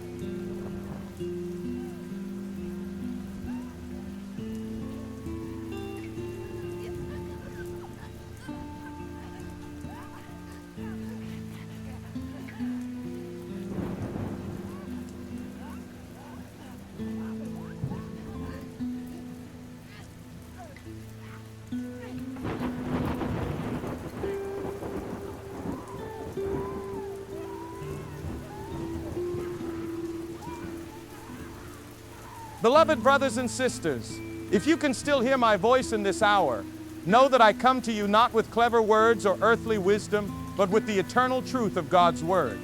We stand in days of great trial, days where the earth shakes and men's hearts fail them for fear. Yet let it be known, the Lord has not abandoned his people. The scriptures tell us, the harvest is plentiful, but the laborers are few. We have become as wheat before the reaper, and though the scythe of judgment swings across the nations, every stalk is known to the Lord of the harvest. Do not think for one moment that these events unfold outside of his hand. No, beloved, even now he is sovereign. I have looked upon the desolation of our streets, the houses left in silence, the cities brought low by fear and ruin. I have seen fathers clutch their children in trembling, mothers weeping for sons and daughters who do not return. Yet though grief weighs heavy, though sorrow presses down like a millstone, hear me, the Lord remains our refuge and strength, a very present help in trouble. The prophets warned of days such as these. Joel declared, multitudes, multitudes in the valley of decision, for the day of the Lord is near. These trials are not the end of God's plan, but a summons to repentance, a final call for mankind to bow before the King of Kings. The earth shakes, kingdoms fall, men rage against the heavens, and so I urge you, my flock, do not give yourself over to despair. The world may crumble, our bodies may wither, but the soul that trusts in Christ shall never be abandoned. Paul himself declared, neither death nor life, nor angels, nor principalities, nor powers, nor things present, nor things to come, shall be able to separate us from the love of God, which is in Christ Jesus our Lord. Hold fast to that promise. Pray without ceasing. Comfort one another with psalms and hymns, even in whispers. Do not allow the silence of these days to drown out the voice of God in your hearts. For when you pray, heaven hears. When you lift up your voice in faith, the gates of hell itself cannot prevail against you. And when you cling to the cross, you cling to the very anchor of salvation that cannot be shaken. I tell you this also, judgment is not the end, but the doorway. What is sown in weakness shall be raised in power. What is perishable shall put on the imperishable. What is mortal shall be swallowed up by life. Do not see only ruin, look with eyes of faith toward resurrection. For Christ has promised, because I live, you also shall live. Lift up your eyes, beloved. This is not the end of the story. The trumpet of the Lord will sound, and the dead in Christ shall rise first. Then we who remain shall be caught up together with them in the clouds, and so shall we ever be with the Lord. Encourage one another with these words, and let your hearts be strengthened. And now I leave you with this blessing. May the Lord bless you and keep you. May the Lord make his face to shine upon you and be gracious unto you. May the Lord lift up his countenance upon you and give you peace. Not as the world gives, but as Christ alone can give. Amen and amen.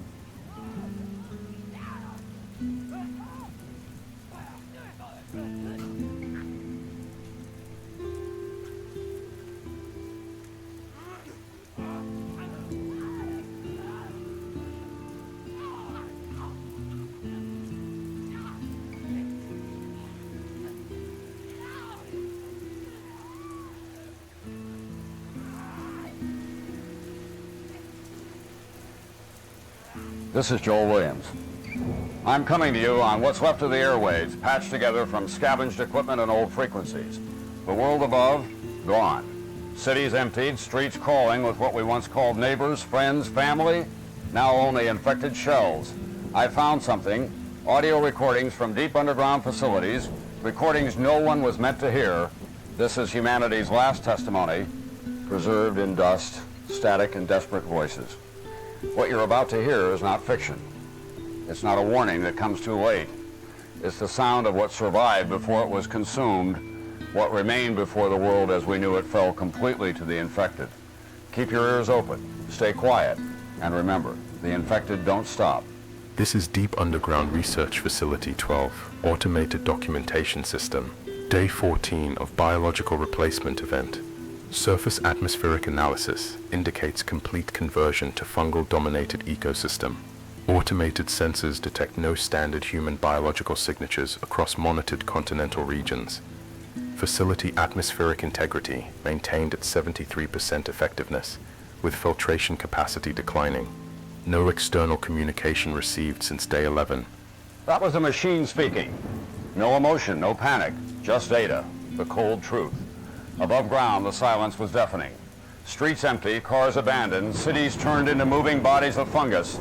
I've seen what survives, and it doesn't stop. This is Colonel Isaac Barton, Commanding Officer of Strategic Underground Command 7, recording what may be the final military assessment of the biological replacement event. Surface population centers have been completely converted into fungal cultivation zones. The infected human population, estimated at over 300 million individuals across North America, now functions as permanent biological infrastructure for atmospheric maintenance and spore production. These individuals remain technically alive but incapable of independent human action. That's the officer himself speaking from deep underground. The humans up there are moving, but only as hosts.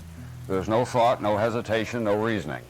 Just endless motion, feeding the fungus, surviving only as part of the network. Colonel Barton, Dr. Jordan Rowe here with biological analysis update. The captured specimens show complete neural restructuring while maintaining basic life support functions. They move, they breathe, they respond only to reflexive stimuli, but nothing we would recognize as consciousness. The Cordyceps have replaced human behavior with pure biological functionality. These individuals exist to sustain the fungus. Listen to that. Humans alive, but no longer human. They walk, they stumble, they lunge, endless, unthinking. And the recordings continue. Tom Logan, the communications operator, caught what remained of neighboring bunkers. Colonel Barton, communications specialist Tom Logan reporting. Spore infiltration detected in sections 7 through 12. Filtration systems are operating at 46% capacity and declining. Approximately 30% of remaining personnel are showing early signs of fungal takeover. Estimated time until complete integration of uninfected personnel is 18 to 24 hours. Colonel, we may be the last people left with intact human biology. They were running out of time. Every sealed door, every filter, every defense useless, and they knew it. The recordings don't capture the screams above ground, but I can tell you, they were constant. The infected don't pause, they don't slow, they don't care.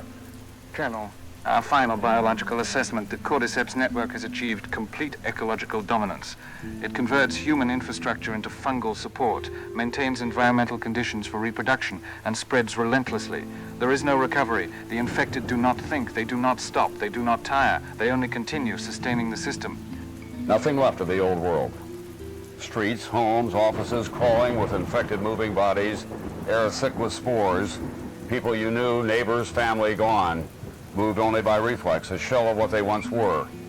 And the recordings end here. But the reality didn't stop. It goes on, out there, even now.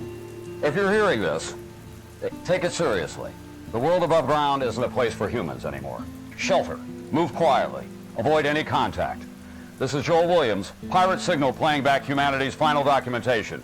Keep moving, stay alive if you can, and remember, the infected don't stop.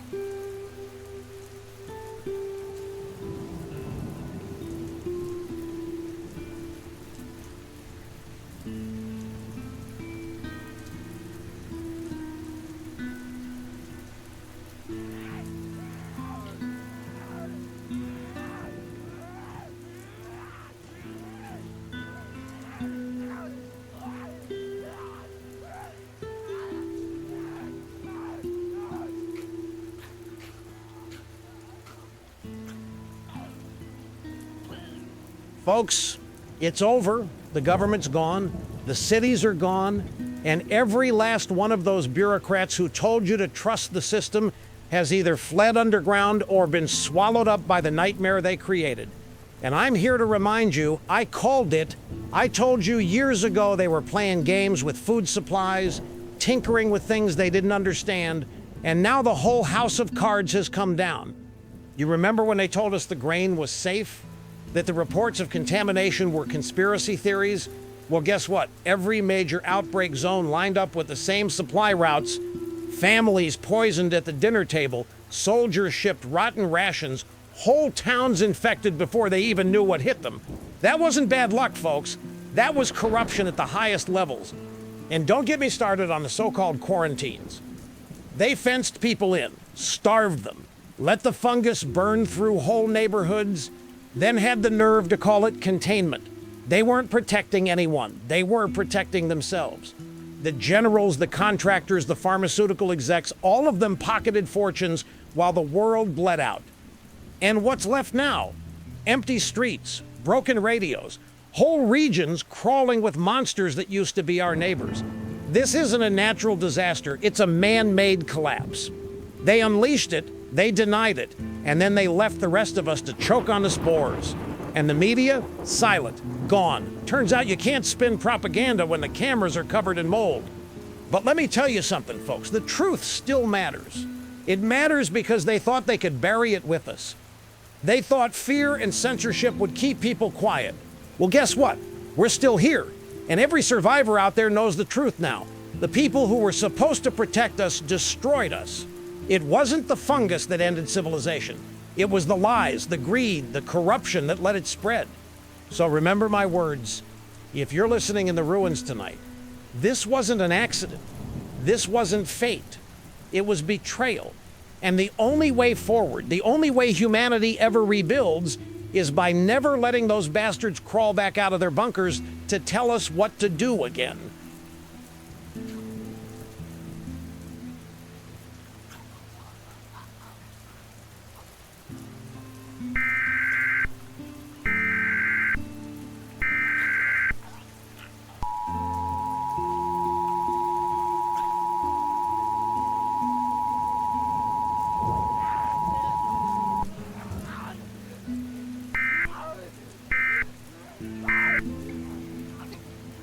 This is an emergency alert system broadcast. Federal authority has been severely disrupted, and numerous urban centers across the country are no longer under government control due to the fungal outbreak. Remaining safe zones are limited, and travel between regions is highly dangerous and discouraged. The infection continues to spread rapidly through exposure to spores and direct contact with infected individuals. Symptoms include violent aggression, rapid loss of motor control, and complete cognitive breakdown.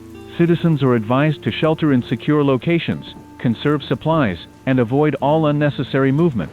Quarantine enforcement is no longer operational in many areas, and emergency services cannot respond to most calls. Broadcast will continue as long as systems remain functional. Monitor this channel for updates and proceed with extreme caution.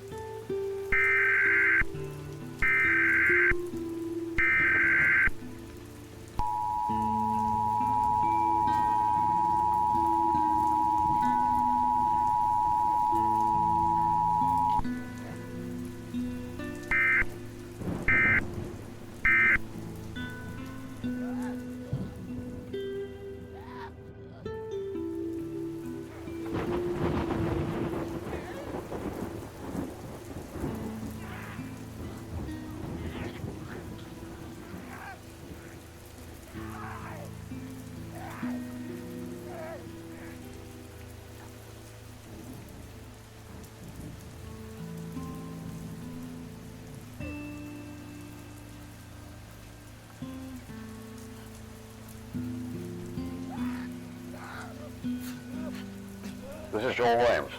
What you're about to hear are archived recordings I've managed to retrieve from various automated systems over the past 6 months. These represent some of the final documentation of what happened to our world. I've compiled them here as a record, both for myself and for anyone who might find these recordings in whatever future awaits. The timestamps show these were recorded approximately 6 months after what the systems call the biological replacement event. This is what remained of our civilization's voice after the silence fell. This is Automated Archive System 7, logging environmental status, 6 months post-biological replacement event. Atmospheric composition shows elevated fungal spore concentrations across all monitored regions. Surface infrastructure demonstrates extensive biological growth and structural compromise. Precipitation patterns altered by atmospheric fungal contamination. No detected standard human activity or organized settlements across monitored continental regions. Research facility, 12 automated documentation system, recording final biological analysis. The infected human population has undergone complete physical transformation into fungal growth structures. Individual organisms now function as spore production and atmospheric distribution systems. Urban environments show extensive fungal colonization with infected individuals serving as anchor points for larger growths. Structural integrity of human-built infrastructure compromised by aggressive fungal expansion through building materials. Environmental monitoring shows systematic replacement of human-maintained areas with fungal ecosystem expansion. Abandoned cities exhibit extensive fungal growth patterns emanating from infected human remains. Road networks impassable due to fungal growth and structural collapse. Agricultural areas completely overtaken by wild fungal expansion. Wildlife populations show signs of fungal infection and behavioral modification consistent with observed human cases. Deep underground research station, 9 final automated entry. Last recorded human presence in facility occurred 47 days ago. Facility atmospheric systems show persistent spore infiltration despite filtration protocols. All life support equipment continues automated operation, maintaining underground environment. Surface access sealed permanently due to external fungal growth blocking all exit points. Facility now serves as isolated archive of pre-infection human civilization and technology. Indifferent species documentation archive final entry. Homo sapiens population estimated at less than 0.1% of pre-infection levels. Surviving human populations exist only in isolated underground or heavily fortified surface locations. Infected human population has been completely transformed into fungal reproductive structures serving ecosystem expansion. New ecosystem demonstrates stable fungal dominance with infected humans as permanent biological infrastructure. Surface world now represents post-human fungal environment with occasional isolated human survivor enclaves. Atmospheric conditions remain hostile to unprotected human survival indefinitely. Archive System 7 initiating final documentation transfer. Digital records of human civilization being preserved in hardened underground storage systems. Automated monitoring will continue as long as power systems remain functional. Surface reclamation by human populations deemed impossible without elimination of fungal atmospheric contamination. Infected zones now represent permanent fungal territory with no viable human settlement potential. Archive systems will maintain records for any future intelligence capable of accessing preserved data. Final documentation complete. System entering long-term monitoring mode. This is Whiskey 6, November Juliet Delta. Bill Cooper in Montana. I've been monitoring the emergency coordination networks for 6 months now, documenting the collapse and trying to make contact with any remaining survivor groups. My SEAL shelter has kept me isolated, but food supplies are running critically low, and I've detected spore infiltration in my filtration system. To any survivors who might monitor these frequencies in the future, I want to provide a final assessment of what we've witnessed. The infected have completely transformed into something that isn't human anymore. They've become part of the landscape, literally growing into buildings and infrastructure, producing the spores that make the surface world uninhabitable. I've maintained visual contact with the nearest contaminated area through periscope, and what used to be the town of Billings is now completely overgrown with fungal structures. You can still see human shapes embedded in the growth, but they're not people anymore. They're just components of something larger. The spore clouds are so thick some days you can't see more than a few yards, and anything that breathes that air becomes infected within hours. I've made contact with maybe a dozen other survivor groups over the past 6 months, but one by one they've gone silent. Some got overrun when infected found their locations. Others ran out of supplies trying to outlast the contamination. A few tried to make it to rumored safe zones, but the surface world belongs to the fungus now. The infected don't hunt anymore. They don't need to. They just exist, producing spores and expanding their territory, and anyone foolish enough to venture into contaminated areas becomes part of the growth. Maybe this is how the world was meant to change. Maybe humanity had its time and now it's something else's turn. To whoever finds this recording, if anyone ever does, we weren't defeated by an enemy. We were just replaced by something that fit better into the natural order. This is Whiskey 6, November Juliet Delta, Bill Cooper, 73 to all stations, wherever and whenever you may be. This is Joel Williams. If there's anyone left to hear this frequency, I've been broadcasting from a sealed emergency shelter for 6 months, running on backup power that's finally giving out. I don't know if there are any other survivors, but I wanted to leave one final record of what happened to our world. The cities are gone, not destroyed, but transformed into something else entirely. The infected have become part of vast fungal structures that cover entire metropolitan areas, breathing out the spores that make it impossible for uninfected humans to survive on the surface. My air systems failed 2 days ago, and I can feel the infection taking hold. But it's not violent like it was in the beginning. It's almost peaceful now. I understand why some people stop fighting it. There's something about becoming part of something larger that feels like coming home after being lost and alone for so long. Maybe the infected aren't victims. Maybe they're just the next step in whatever this world is becoming. To anyone who might find this recording in whatever world exists after this one, we tried to fight it, but some changes are bigger than human will can resist. The fungal growth isn't malicious, it's just different, and maybe more suited to this planet than we ever were. I can feel my thoughts becoming quieter, more connected to something vast and patient. This is Joel Williams, your friend and witness to the end of one world and the beginning of another. Thank you for listening, and goodbye from what we used to call human civilization.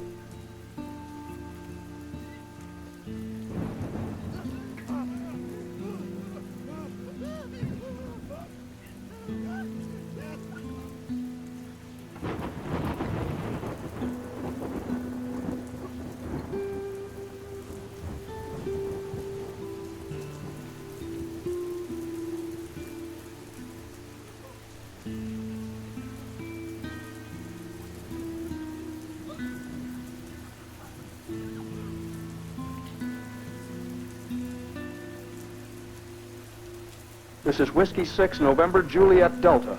Bill Cooper broadcasting what will be my final transmission on this frequency. It's been 9 months since the initial outbreak, and I need to document what I've observed about how the infected have changed before I can't speak anymore. I was bitten on the arm about 2 hours ago while scavenging for supplies, and I can already feel the infection taking hold. To anyone who might monitor these frequencies in the future, here's what you need to know about what our world has become. Bill, this is Sarah. I'm still receiving you from my position northeast of Seattle. I can't believe you got bitten after all this time. We both know there's no coming back from this. But I need to tell you what I've been seeing through my periscope observations. The infected aren't the same as they were in the beginning. The ones who have been infected for months, they've changed dramatically. Their faces are completely covered in thick, plate-like fungal growths that seem to have replaced their eyes and most of their features. They move differently, too, more slowly, but with this horrible clicking sound they make with their tongues. It's like they're navigating by sound now, since they can't see through all that fungal growth covering their heads. This is Tommy checking in from the Columbia River Valley. I've been seeing the same thing down here. Those older infected, the ones with the fungal plates covering their faces, they're incredibly dangerous. They can hear the slightest sound from incredible distances. I watched one of them track a survivor who was trying to move quietly through downtown Portland. The thing heard him from 3 blocks away, just from the sound of his footsteps on broken glass. When it caught him, the strength these evolved infected have is unbelievable. Tommy, that matches what I've observed here. But there's something else, something even more disturbing.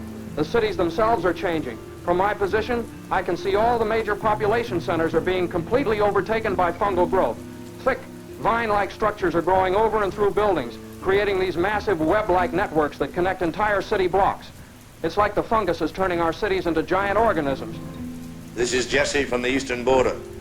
Bill, I've been documenting the same fungal overgrowth spreading inland. The highways are completely impossible now, not just from abandoned vehicles, but because these thick fungal tendrils have grown across the roadways like massive roots. I think the fungal growth is producing some kind of airborne particles. On clear days, I can see clouds of what looks like dust or spores drifting out from the overgrown cities. Anyone caught in those clouds doesn't last long. That explains what I encountered today. I had to venture closer to Billings to find medical supplies, and the entire downtown area is unrecognizable. Buildings are completely covered in this thick, reddish-brown fungal growth that pulses like it's alive. Some structures have these massive bulbous growths hanging from them, and when the wind hits them, they release clouds of spores into the air. I think that's how I got exposed before the infected even found me. The infection isn't just in the bites anymore, it's in the air itself in these overgrown areas. Norm, how much time do you think you have left? Sarah, I can feel it spreading up my arm, and my thinking is starting to get fuzzy. Maybe another hour before I lose the ability to speak coherently, but I need you all to understand something important. The infected with the facial growths, they're not just random monsters. They seem to be part of a larger system now. I've watched them moving in patterns, almost like they're maintaining the fungal growth throughout the cities. It's like they've become gardeners for this new ecosystem that's replacing our world. What should we tell other survivors about these evolved infected? Stay away from any area where you can see thick fungal overgrowth. The evolved infected with the clicking sounds, they can track you by the smallest noise, and they're brutal enough to tear a person to pieces in seconds. They don't hesitate, they don't relent, and nothing short of heavy firepower will stop them once they're on you. And if they've become this dangerous in just 6 months, there's no telling what the next stage of their evolution will look like. Don't be fooled by empty streets or silent buildings either. The spore concentrations in the overgrown cities will kill you even without direct contact with the infected. Our world belongs to the fungus now, and we're just remnants of what used to be here.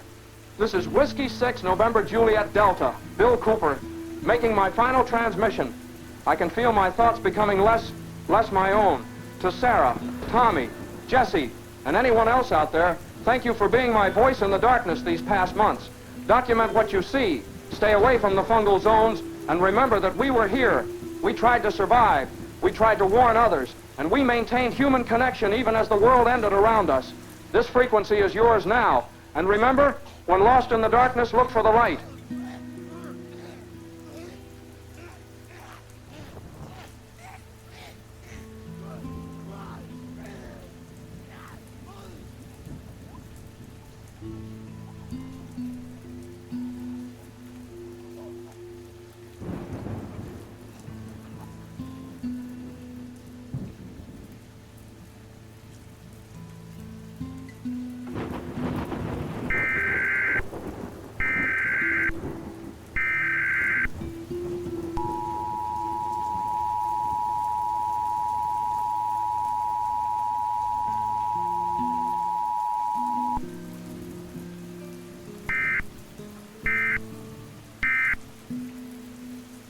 This concludes this emergency alert system broadcast. Citizens are reminded to avoid all contact with advanced stages of the infection. Individuals displaying severe deformities, hardened fungal growth, or heightened auditory sensitivity are considered extremely dangerous and cannot be subdued by ordinary means. Larger, heavily mutated forms have also been observed. These are highly resistant to gunfire and lethal at close range. If you encounter either type, do not attempt engagement. Evacuate the area immediately. Maintain distance and prioritize your safety above all else. Stay alert, remain cautious, and continue monitoring this frequency for further updates.